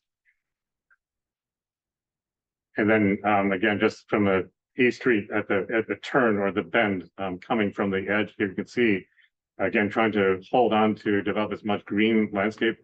Again, these are kind of these lollipop trees, but the idea is to maximize as much green as we can along this edge to basically soften that edge, continue it along the western edge, and basically trying to maximize as much of that in terms of developing a buffer against the proposed development. So I think that's essentially where we are today. Thank you very much. Okay. So, comments, questions from committee members? I have a question. Mark? Last time you saw this, I liked it. I like it now. Question is, with that road in the back in between, well, right alongside of Heath. I mean, is there a way to, we talked about that connection there not actually happening, meaning that either it's a double wide connection. Could it be a single road? Or do you really need the parking back there? Is that where like the trucks go? So they need the turning radius? You mean for the width? Yeah, of the road because it itself? would be really a neat thing to have a promenade there between the two roads. Have that road as narrow as possible and create a walkway there that is treed and is a linear open space. So you mean along this back edge? Are you talking about the back edge of the Between the two building? roads, Along the dotted line. between the two roads. Oh, you mean on this side? No, like Where Right the where- sidewalk is. Between. bottom. Next to Heath. He's next to you, Yeah. right there. Yeah, Yeah. so that's what so this connection here is meant to be a wide, like, connection between Heath Street and this courtyard. I think, so it would be a crossing, it would be a crossing of this road, but it would be just of the internal driveway. What Mark is talking about is, if you look at the property line, the dotted line. Yeah, That dashed dotted line, widening that green area by reducing the width of the roadway Right. to make a pedestrian. yeah, oh, okay, yeah, you mean instead of surface That's an parking. it's added wide. bonus. Yeah, And sure, you're gonna have access into the development. yeah, And I know I always talk about design things, so I'm sorry about that. But, I think that the massing makes a lot of sense. I think I saw something like this before. And I even said, is it possible to put that connection between building A, building B and a tunnel? Or even think about connecting the parking so that it's more, efficient. And that green space goes, front to back, from Boylston to Heath and you have that connection. That would be a really neat thing, especially if there was a grocery store there, like in the corner or something like that. Just as a follow-up to that, thank you very much for the comment. So I understand that thinking, if it's developed more as a pedestrian feeling promenade by increasing the amount of green space, reducing the fact that it looks like a back road with parking, eliminate that feel. So it really feels like an enhanced pedestrian. Is that also in your thinking that could also activate more activity that faces Heath, or is it just simply a pedestrian promenade I think attractive it can zone? activate more activity, but it's also going to be a funnel into that space, Mhm. which is The southern really exposures. And it's got Yeah. southern exposure. This is the It's got- most pleasant exposure. Yeah, it's like, it's really nice. It could be really nice. I will say, so like, we definitely need some level of vehicular traffic to go this way, just Yeah. from circulation, but it was specifically sized so that there's some flexibility to how much to program it, I guess I would Yeah, say. It's and like, it- it's a, Idea would be not to, in other words, minimize it, like it's a pedestrian crossing, right? yeah, just to put some, like, this is right now currently at its narrowest point, about 40 feet, so we have the room to Yeah. do exactly what you're talking about. Yeah, I just want to stay on Mark's exact point, which is that my sense of how you're allocating green is that it feels too thin where you have real pedestrian activity, which is both the sort of neighborhood desire to walk dogs along Heath Street, and that's a certain kind of walking. But then also there is a sidewalk on Boylston Street. And, between isolating it from your facades, because you have these parking streets, service streets, and then it not really being a substantive amount of green in response to the 40% open space requirement, which should translate into places, green places. And where we see all the green is in this kind of like one spot in the middle, which is great, but maybe, reproportion some of that to give it more to the other pedestrian environments. And then, of course, you've got an enormous amount of green buffering the western edge that isn't where anybody gets to go. It's really just relief space, but it's not useful to the public, to pedestrians. It's serving a really good purpose, but it isn't making your very large development feel like it has a green edge. Because I think that's what you heard a lot about tonight, is not wanting the Boylston Street edge to be, like New York City. Carlos. So I think it's going in the right direction in some cases from what we've seen in the past. I just have a couple general comments, and some of them are just design comments, but I mean, I know we don't really care the viability necessarily of how, some of the buildings are, but I think the distance between C and B are very tight, especially, if one of them is residential, feels like those spaces, I mean, whoever gets those units is going to be, looking at this massive building across the street, but that's for you to decide what's best.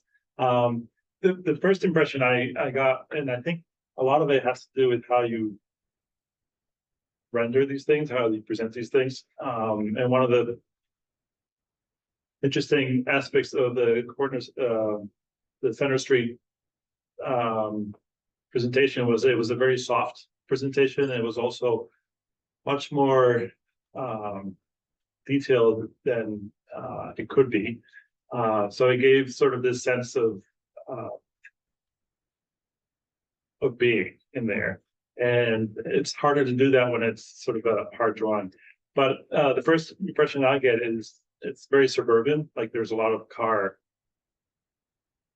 it's very car centric, I guess is what you say nowadays. But and I think there's a way of just a lot of it, I think it's just the way that it's been represented. Because I think that the street that we're all talking about behind, could be first narrower, but also could be a whole different kind of pavement where you don't feel like it's not the typical asphalt. So it's not represented like the typical asphalt street, but it's a different kind of pavement so that it's more an expansion of the sidewalk of Heath Street in a way.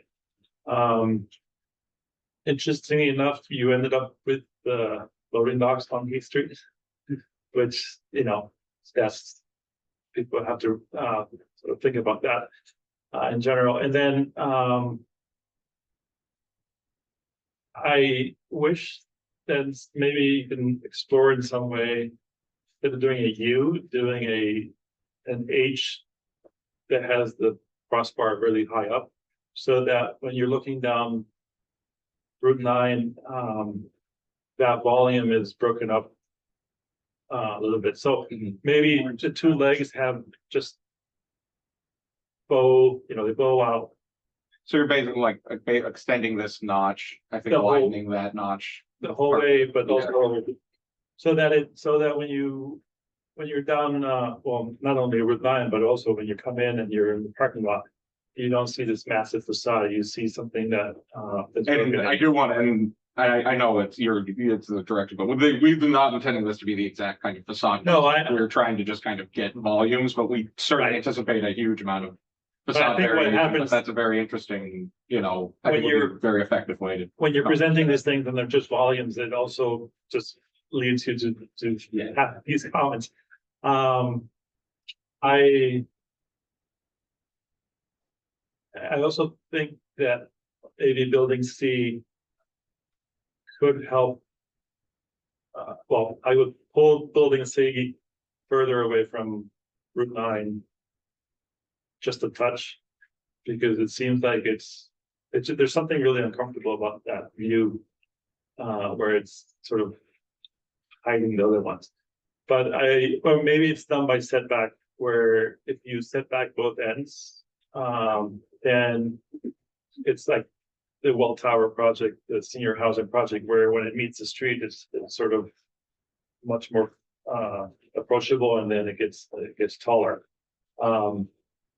But I do appreciate that you have now the north-south corridors instead of the east-west. I think those are more pleasant spaces. The most pleasant space, the sidewalk is gonna be the one on facing Keith Street. So, Can I just ask a clarifying question? Just, okay, go it's ahead. really quick, but I just want us to understand. The massing that you've shown is not, is it true it's not consistent with the sky plane? Correct. Yeah, that's what, that was the point I was. So that I just to give the back, you know, when we were designing this kind of trying to be responsive to, I think, a lot of the same feedback. And our desire was to push the height and density away from the west and towards the east, but we were not as focused on pushing the height away from the south, I think, as the current draft guidelines do. I think our response to that was to try to rotate and create this vertical alignment to narrow the facades along Heath Street, but keep them at the height. I think if, you know, the kind of the areas of height that was shown would kind of push things further west and north in a way that would kind of return things back toward that horizontal scheme. So I think, you know, we really like this vertical version, but it would be pretty inconsistent, I think, with what the kind of the areas of allowable height on the map. One thing I will say, I really appreciate your thoroughness and thoughtfulness in going through that. And as we know, and because you're urban planning and thinking from the city's perspective and zoning out, from an internal architecture planning, I guess we know it can be done. So there are always challenges. So when things step up, core locations get complicated because you have to literally stagger stair elevator. The other thing that we're also trying to be very conscious of is sustainability. So, and this is getting into the weeds, and we're nowhere near this yet in terms of design, but we also know that the more breaks in plane that we introduce into volumes and into surfaces, it triggers more difficulties from a sustainable, carbon neutral, net zero, all the things that we as architects and designers have to tackle. So it's not at all to say that what you are proposing isn't at all what we need to be paying attention to, but we are mindful that there are going to be physical and planning layout challenges in the project. So, I was actually gonna ask the question about, you know, because how this conforms with the zoning proposal, because it does, at least in terms of its of the ground plane. I know it's very tempting, and I think the design that we have, as you may know, we have three architects here. So it's very tempting to get into that, to the extent that we can let that go for a little while. I thought that the comment about the going to an H instead of a U, that's, you know, you're absolutely right.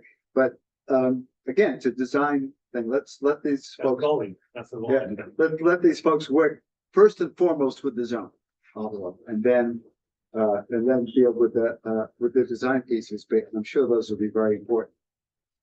Okay, other comments. Go ahead. Can I just add one thing? Go ahead, Michael. Yeah.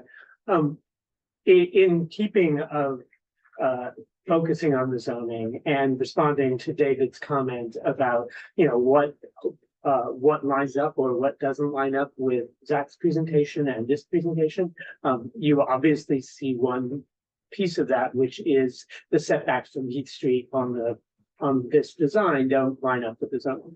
And there are a few other details of the zoning, such as the parking, the allowed parking on the first floor is, I know, a distinction, and I'm not sure if there are two or three, one or two others. But particularly feedback on those areas for Zach and Meredith to take back and consider how much flexibility in those specific aspects of the zoning would be helpful at this point as we move through and then further embellish the design guidelines, and then we can have conversations about those as well. Yeah. And then just to add some sub bullets. So I think the major points of where we're not totally aligned at this point are the Heath Street step backs we already talked about, the 25% maximum for parking at the ground plane, and then I think the open space requirements and some less so tree canopy, but I think both of those, it's where I can't say definitively where we line up because we haven't done those calculations, but I also think there's a bit of a I think we can accomplish either. I think there's a bit of a contrast between hitting the usable open space requirements and the tree canopy requirements because they're a bit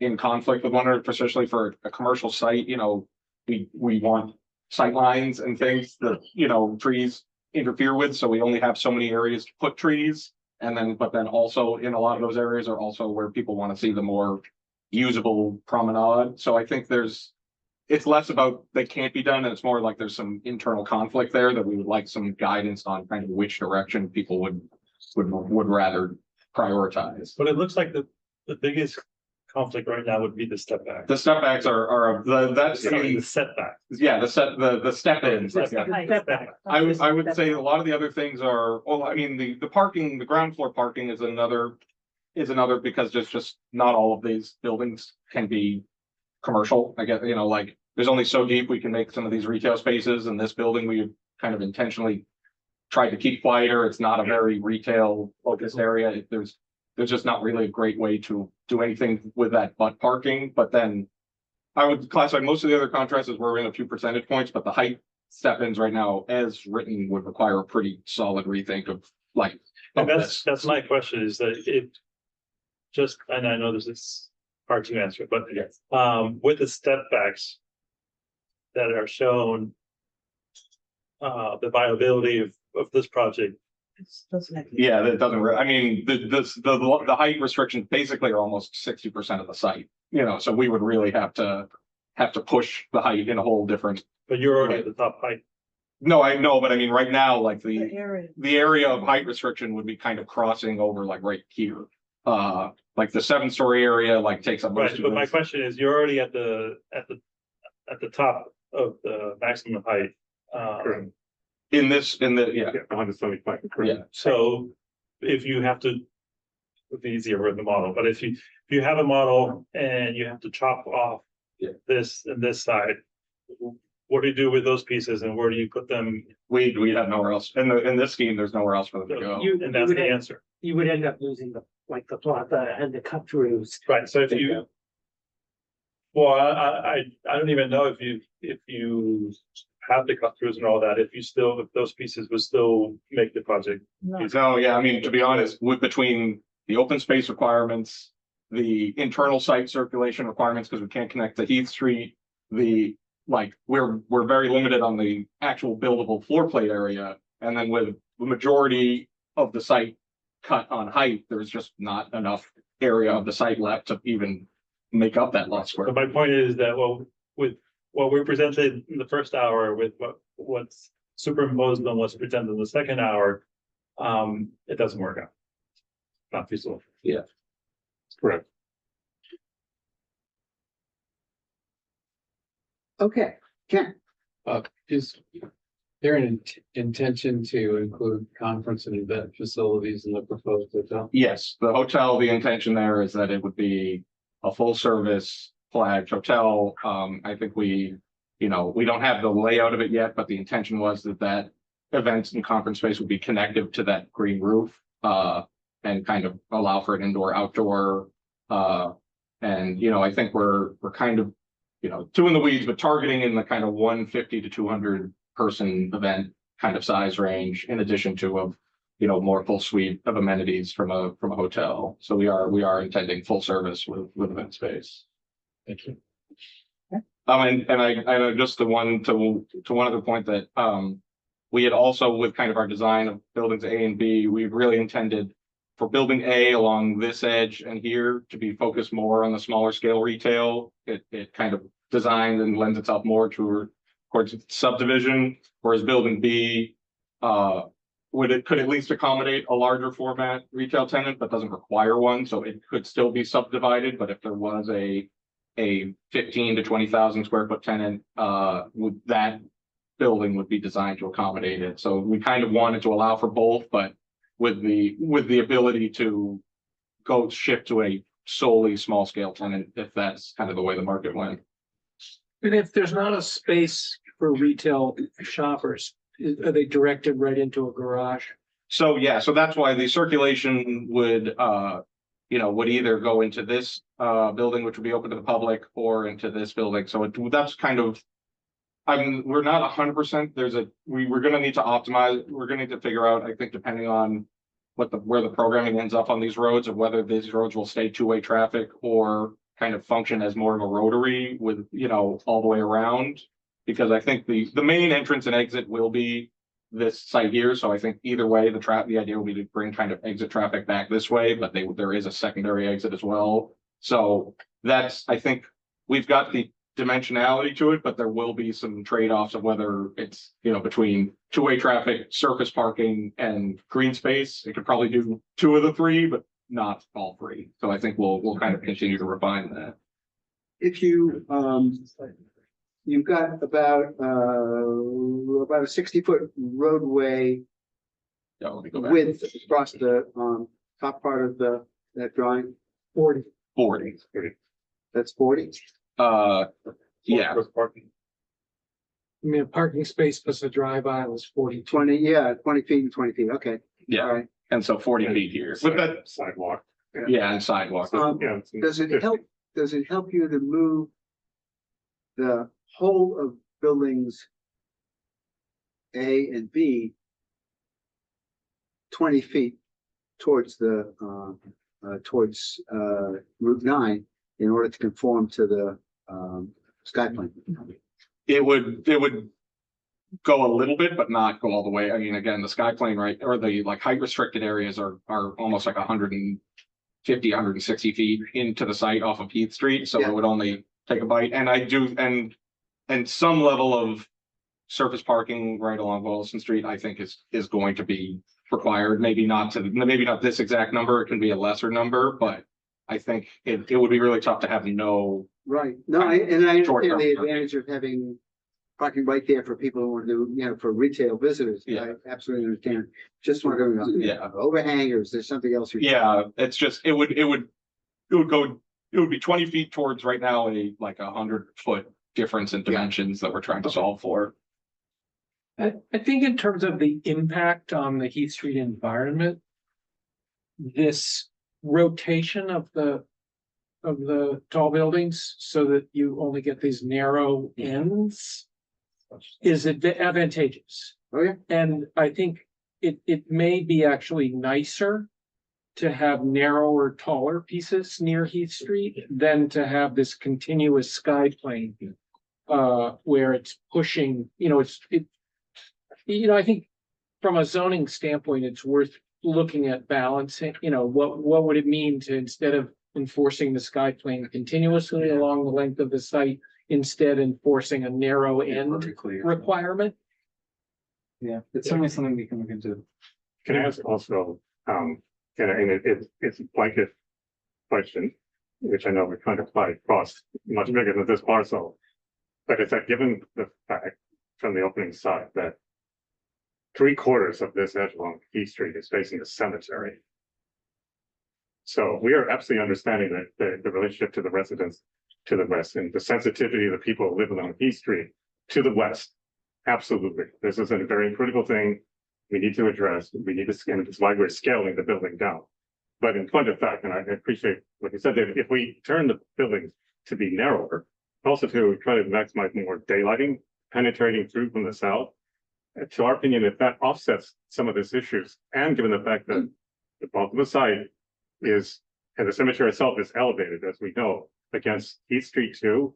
So this is a different consideration that just simply by what exists in the neighborhood itself. Right. Well, there's not there aren't many people in the cemetery looking up from that height, but and there are, in There's fact, some there, looking down. yeah, well, actually, they're all looking up, I suppose. But Or down. there is an active, it's interesting that is an active pedestrian street, and I biked back and forth on that street to get a sense of how much activity there is. It certainly is an active pedestrian street. In contrast, the Route 9 side of the property is really concrete desert. And so trying to protect that visually, and almost anything you do there will improve that. But I think, And I think we It's a need desert to. because there's nothing remember that. there right, but I right think now. There's nothing to. There's nothing that, Go right, look at or exactly. do, yeah. I mean, I This think the would change challenge that. now Yeah. is, so we want a viable project. Yeah, but we also want to Right. fit the, But, what we're looking for. so the sky plane is 100 feet. So for the first 60 feet, well, 40 feet is setback. And the first step back is 3 stories. Yep. And then the next 75 feet step back is 7 stories. So we had 40 feet, which is the street that they are putting. So the next 145 feet, they can do up to 7. Yeah. 3 and 7. Yeah. Which doesn't make, I mean, it's 14. So Right, no, I when understand the problem. you remove that and try to put it somewhere else. Yeah. It doesn't make it doesn't work. Right, So the question I would have is now that we have something to react to that is in a better direction than it was. How much of this do we react to versus of that? If we want the project to be viable. right. No, that is indeed, and that, we're not gonna settle that question tonight.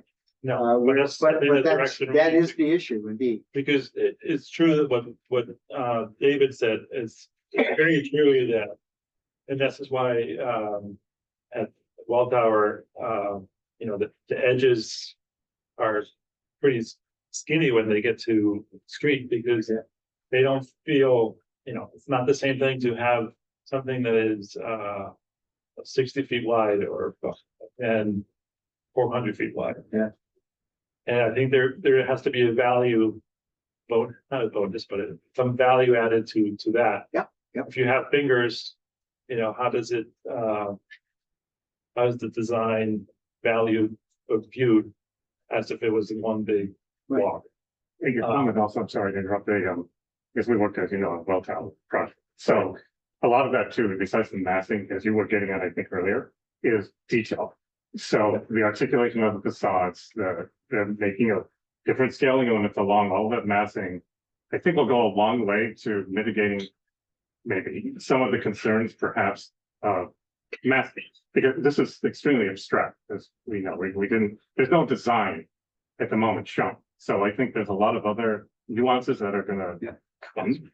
Well, that was the point that Carla Vega was making, which is, facade really does have a significant visual impact. And Mark's comment about where the cornice is. Where you stand, if you stand right at that corner and you look across the 35-degree plane, you do see a 12-story building. It doesn't matter whether there's a 3-story building in front of you or a 7-story building after that. In the end, you see the 12-story building. And maybe it's mitigated because it's further away, but It's still it's still a 12-story building. So what you're doing here is you're looking at a 7-story building. I mean, that's the best you're going to get. Yeah. Okay. So, I'd like to take public comment at this point. I think we probably have. Janice wanted this. Oh, Janice, I'm sorry. yes, so I just want to say just briefly that I have to say that I'm very disappointed that you've chosen to put 2 buildings at the maximum height, which I think is definitely counter to the wish of the neighborhood to have such a high 14-story building. And I just wonder for those in the room who worked on the hotel that's on Boylston, that's at Brookline Ave. I know The Hilton Garden. the Hilton Garden, right? Yep. Now that also has condos in it too. Is that? No, No, no, it's just. It's only a hotel. Yep. I thought there was some housing with that. I see, okay. Parking above grades. Well, in parking the above- structure. Because that is what, 10 stories? And that seems massive to me, but 14 is so much more, and there is just nothing in visual sight of this property that comes anywhere near a 14 story. I'm talking about where you're standing in the site to look around, you don't see anything nearly that tall. And it just still seems out of scale for this neighborhood. And it's not that, I like the idea of a hotel. I know the benefits to the town of having a hotel there, and I think that is a really good thing. And I'm glad that you flipped the massing so that the residents, so you've got a link now, a residential link, which is really an excellent, a real excellent improvement to what you had showed before, which was the 20-story building against the neighborhood, so thank you for listening to that and flipping that massing. It's still, to my mind, way out of scale for this neighborhood. And I want it to be a viable project. I mean, no one wants this to fail. No one in the neighborhood wants this to fail. We want to see something there that's, that will be, a great addition to the neighborhood. So. Okay. Yes. Okay, I have, 3 people signed up for a public comment: Katha Seidman, Joe Bullard, Stephanie Walker, who's online. And then if anybody else in the room has a comment, we'd be happy to take that. So let's start with Kath. Thank you. My name is Katha Seidman. I'm a town meeting member in Precinct 2 and a board member of Brookline for Everyone. But tonight I speak only for myself. I want to thank you all, planning department and City Realty, for your presentations. It's hard to respond beforehand, and I'm not a good spontaneous speaker. So I wrote some things, but I wanted to really emphasize what others were saying about the connection between Heath Street and the neighborhood and the site. That the more penetrable and integrated the site is with the development, the more the neighbors are going to enjoy what you provide for them. And how you do that and making sure that Heath Street is in a loading zone, I think is really important. So I'm just going to read some of what I wrote. The Chestnut Hill West area is the largest and most promising commercial area in Brookline and holds enormous potential for tax generating development that includes a mix of commercial uses as well as housing at all price points. Adopting new zoning regulations that allow this site to achieve its full potential with a developer that owns the requisite size parcel to actually build out that potential presents an opportunity that must not be squandered by the town. As we learned from the wonderful talk by Spec Dempsey at the Coolidge Corner Theater last Wednesday, height alone is not what makes a lively, attractive neighborhood. As a leading authority on walkable neighborhoods, Jeff Speck showed that the relationship between height and street or plaza width, along with other street level amenities, are actually better predictors of neighborhood enjoyment than shadow studies for building height. Speck laid out 4 principles that encourage people to walk within an area rather than drive and enhance any development. First, people need a reason to walk from place to place. But having services or shops or work nearby is just the beginning. The second principle is you need to know you and your kids can easily get from place to place with safe sidewalks and street crossings. Third, your walk needs to be comfortable with appropriate shade and or wind buffers.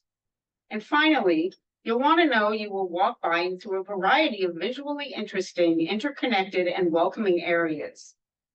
To that end, and as a member of the Brookline Art Commission, besides creating a vibrant, walkable neighborhood, I urge you guys, the developers, to include strong design statements in massing or in a surface finish, as well as large-scale public art, consciously distributed across the site. Curved walls, arches penetrating buildings, these are good things. As opposed to the boring stuff across the highway, this project, as I mentioned before, has the potential to be a visually dynamic landmark. Please be bold, please. I would love City Realty's architects. I would love you all to show us how you've incorporated Jeff Speck's principles and assure the community that their proposed design, your proposed design, will encompass a vibrant, walkable neighborhood for everybody, all the residents, for those nearby, as well as those who will move in. Thank you. Okay, thank you. Joe. My name is Joe Bullitt. I live in the neighborhood about 88 houses down from the western edge of the thing. And for some reason, I was under the impression that we were here to debate, among other things that I'll talk about, of the FAR being raised from 2.0 to 4.0. Is that not correct? Well, we're here to talk about zoning broadly. FAR is a component of that. You're welcome to. Well, from this final presentation, I think that it only shows 975,000 square feet being built there, and I think that that's doable on the FAR 2.0. I don't see any need to increase it to 4.0. Right now, this is about 4.1 in the FAR, our current version of the plan. Didn't what you just put up there only add up to about 900,000+ square feet? Yeah. And you got 500,000 feet of land there, right? No, Like it's like, quarter of a million. yeah, it's about, yeah, 230,000. 230,000. Oh, I thought there was 500,000. About 5 acres. 500,000 is what can be built Okay, under I apologize. 2.0 FAR. Well, then looking at this drawing here, I think that alley between building B and building C is too narrow, and that it won't pass a fire safety muster. If there's gonna be windows on either or both of those buildings there, so that should probably have to change. Going back to Janice's point about the building on the corner of Hammond and Boylston and saying how crappy it looks, it must look to the people that live in the 3-decker just east of it. A lot of us that walk on Heath Street walk behind that building on Heath Street, just opposite Central Cleaners. And you can look down a whole driveway to the backside of that building, and it's imposing even from back there. And it's, would you say it was 6 stories, Janice? It's It's very high, and it's about 100 feet of setback, and it still looks like a monster. That's just looking down an alley. And when you keep on walking towards this property and you get by this property, if you could please put up that sky plane slides. Sure. I'd like to just say that. That, The sky plane takes into consideration, as drawn, the view from the side yard of the first house that's in the property. The way the rest of us that walk the neighborhood look at it is exactly what we're looking at it now, is the Star House is on the left and this project is on the right.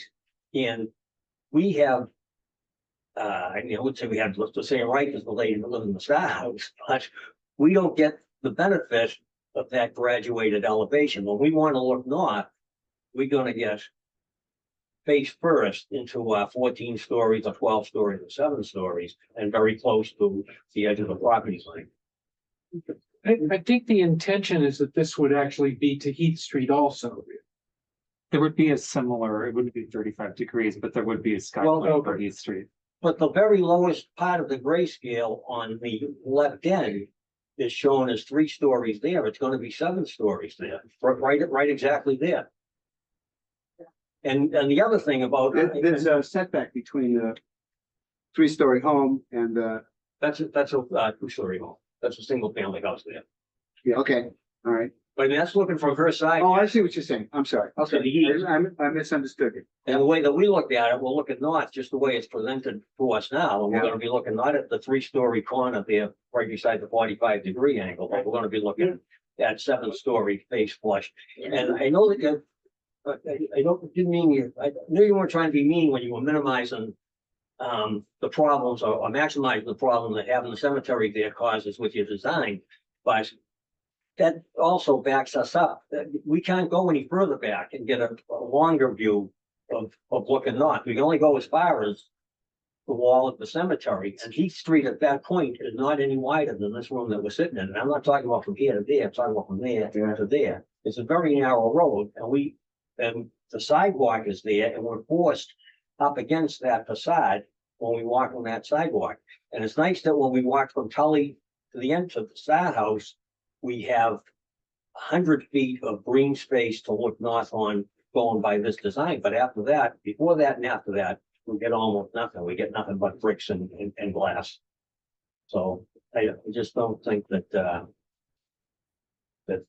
this is a huge improvement over your first few efforts, but it's just still too big for the neighborhood. Okay, thanks, Joe. Stephanie Walker on Zoom. Hi, thank you. I'll try to be quick, and if it's okay, because we're sharing a screen, I would also let this guy make a few comments. I'll try to be quick. I just want to, Joe just mentioned the cemetery, and I would just respectfully ask that we kind of, I don't know, I think the intention behind bringing up the cemetery and saying that like, well, there's just, people aren't there going to be looking at the space. That cemetery is a feature of our neighborhood. It's not a bug. It's heavily used by people in the neighborhood. So as Mike Salmon pointed out, not only walking in that area along Heath Street, that is a very heavily walked path with green on both sides, including the cemetery. So that lends a certain ambiance to our neighborhood. And then I think the majority of our neighborhood would tell you that we actually utilize the cemetery as a walking space. It's heavily used. So people are in that space. It's not just the people underground, it's people in that space using that space heavily that have a view. So, and it's a view that you can see driving down. I say this every time. You drive down Woodland, you're driving particularly, from sort of this time of year through late spring, that site is all you see. So please just be respectful of the idea that that cemetery is a huge part of our neighborhood, and it is not a space that you should be assuming doesn't count for anything or there's nobody really looking at this space, because that's not true.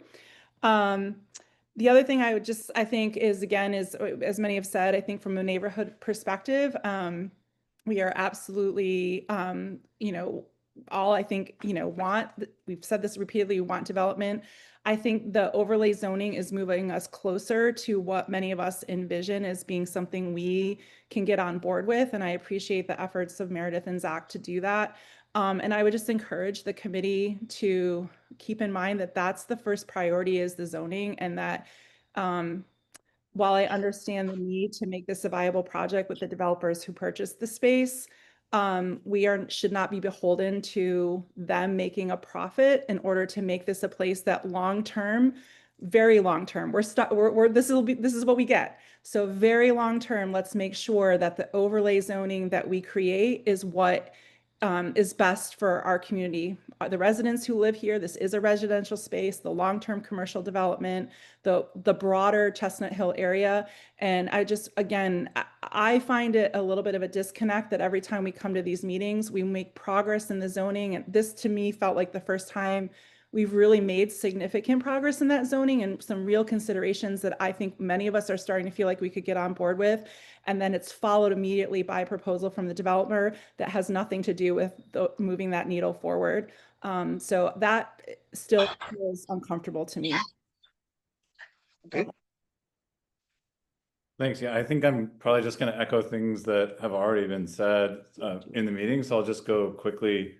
Just again, I wanted to kind of reiterate what, Joe, Mike Sandman and Steph have already articulated again, that sort of comment that the area facing the cemetery is not really an important consideration. I mean, again, just to emphasize that that's the sidewalk that our kids in the past and other kids in the neighborhood are using to walk to and from the preschool at Sewell down the street.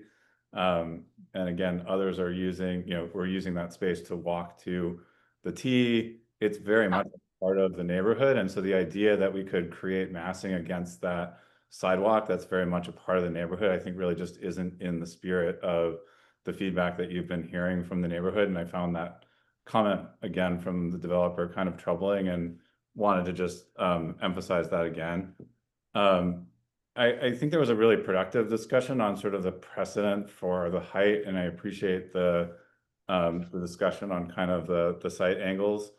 I wanted to just maybe make a comment more generally that I think the general feeling of the neighborhood and other residents of Brookline that the height that's being proposed for this parcel is not only out of character for this neighborhood, but I think it's really out of character for Brookline as a whole.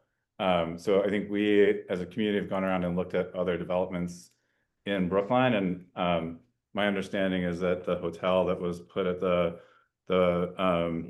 Gateway East, which is down on Brookline Avenue, is 10 stories. And I would just encourage us, I think there is some value in looking at precedent across Brookline and doing some of the work that was proposed here of putting some of those buildings on a plan and getting a sense for what that looks like. And I would argue that the 12 to 14 stories is really out of character for development in Brookline.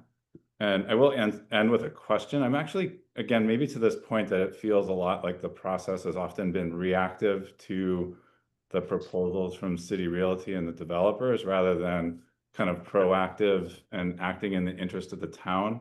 I'm actually quite curious about the logic of the transit-oriented subzone that's across Route 9.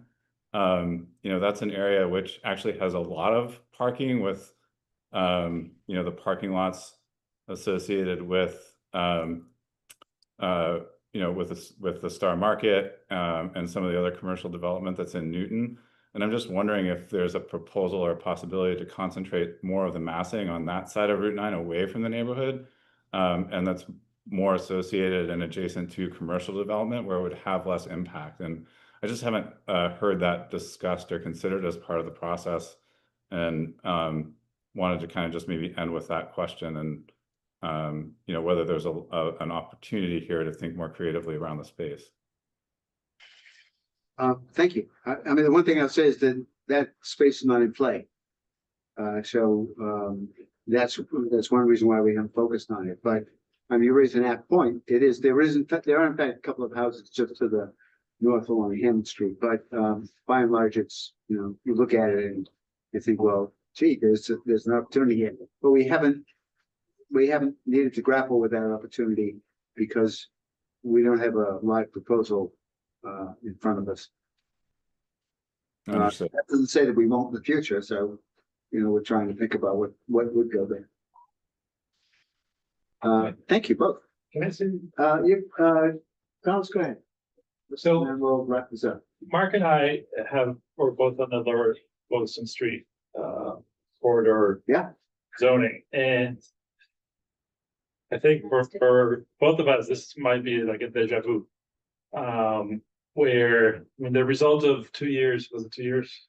The result of 2 years of meeting and so forth led to nothing. Yeah. And so I think I don't know how we do this, but I think we have to be able to find a middle ground somewhere where what we think is viable and what the developers think are viable is two different worlds in some cases. And the Lower Boylston, nothing's happened. Yeah. And nothing's going to happen. Even though there are great opportunities to fix that up and to make it much more vibrant than it is now. So what I fear is that if we, and maybe this is the way that things have been presented and visually where they're sort of scary. But if there's a way of getting to a point where yes, it's bigger than what the neighborhood wanted or any of us wanted, but it does move the needle somewhere versus it doesn't move the needle anywhere and it stays the same way as it is, which maybe that's okay. But I think what happens with a neighborhood when you know, the different retailers start closing up for other reasons is that you end up sort of very empty and out of life. And then, you know, what is the near future, like 20 years? Is it so where are we going with it? And so I think we need to say not what we want exactly, or not even pretty close to what we want, but it could be a lot worse. Well, in fact, let me interrupt you and say that the alternative is not so much to leave it where it is, but a 40B massive housing development. Right, and again, I always bring up the Newbury housing project because that one started, and I know you were your firm was involved too, but that one started with a very good detail, even though they didn't really know what they were putting. But the alternative there was a Dover project where we had no control over anything. Yeah. And the neighborhood said, this is way bigger. This is 6 stories versus 3 that was there. And this is before. top of Fisher Hill. Top of Fisher Hill, 3 stories surrounding single families. But the unknown could be 6 stories everywhere. Yeah. Or with the Dover project. So we're willing to take a chance with it. And it ended up getting sort of in a very happy place. So what I wonder is if we can get this one, maybe, break it down with heat on how, some of the floors, so that the impact or the cornice line that you sort of, that your eye sees is not as tall. Maybe we can chop off a floor or two, but end up with something that is sort of on this number, rather than the 40B, which. Yep. I mean, the 40B for the taxes too is. Well, I think that horrible. That was, I thought that was a wonderful wrap. Oh, yeah. Sure you want to make a comment? Yeah, I do. Yeah, Okay. he makes it much better than I do. No, the problem I think we all have is the visual medium that we're working with. Yes. Nobody can understand even a rendering on the screen that's in 3D. Right.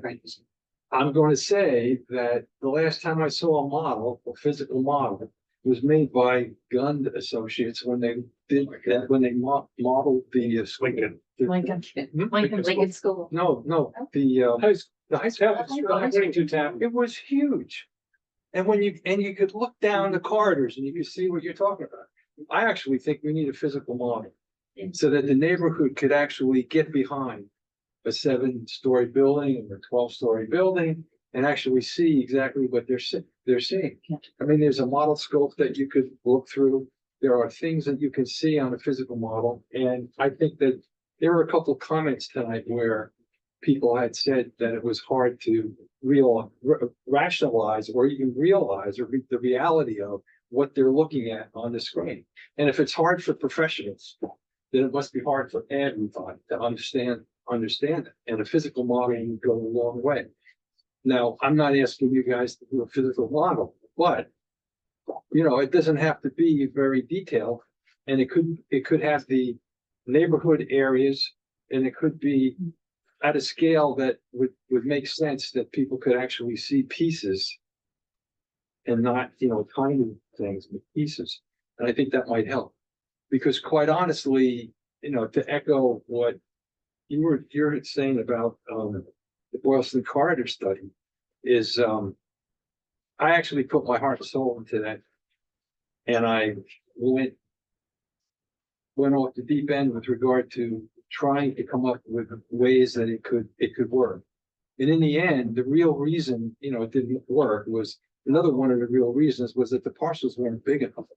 And it was really sort of they're tiny things. And the biggest parcel was the Audi dealership, and they didn't want to do anything. So, that was the end of it. But here we have a large parcel. We have people who we're working with. And I think that, we need to come to some conclusion, because I personally, I want more tax revenue. I don't want to do override. So I would like to move ahead with some success if we can. How's that for Brad? That's great, Brad. Absolutely. Okay, thank you all very much. We all have some thinking to do in terms of both sides of the table here.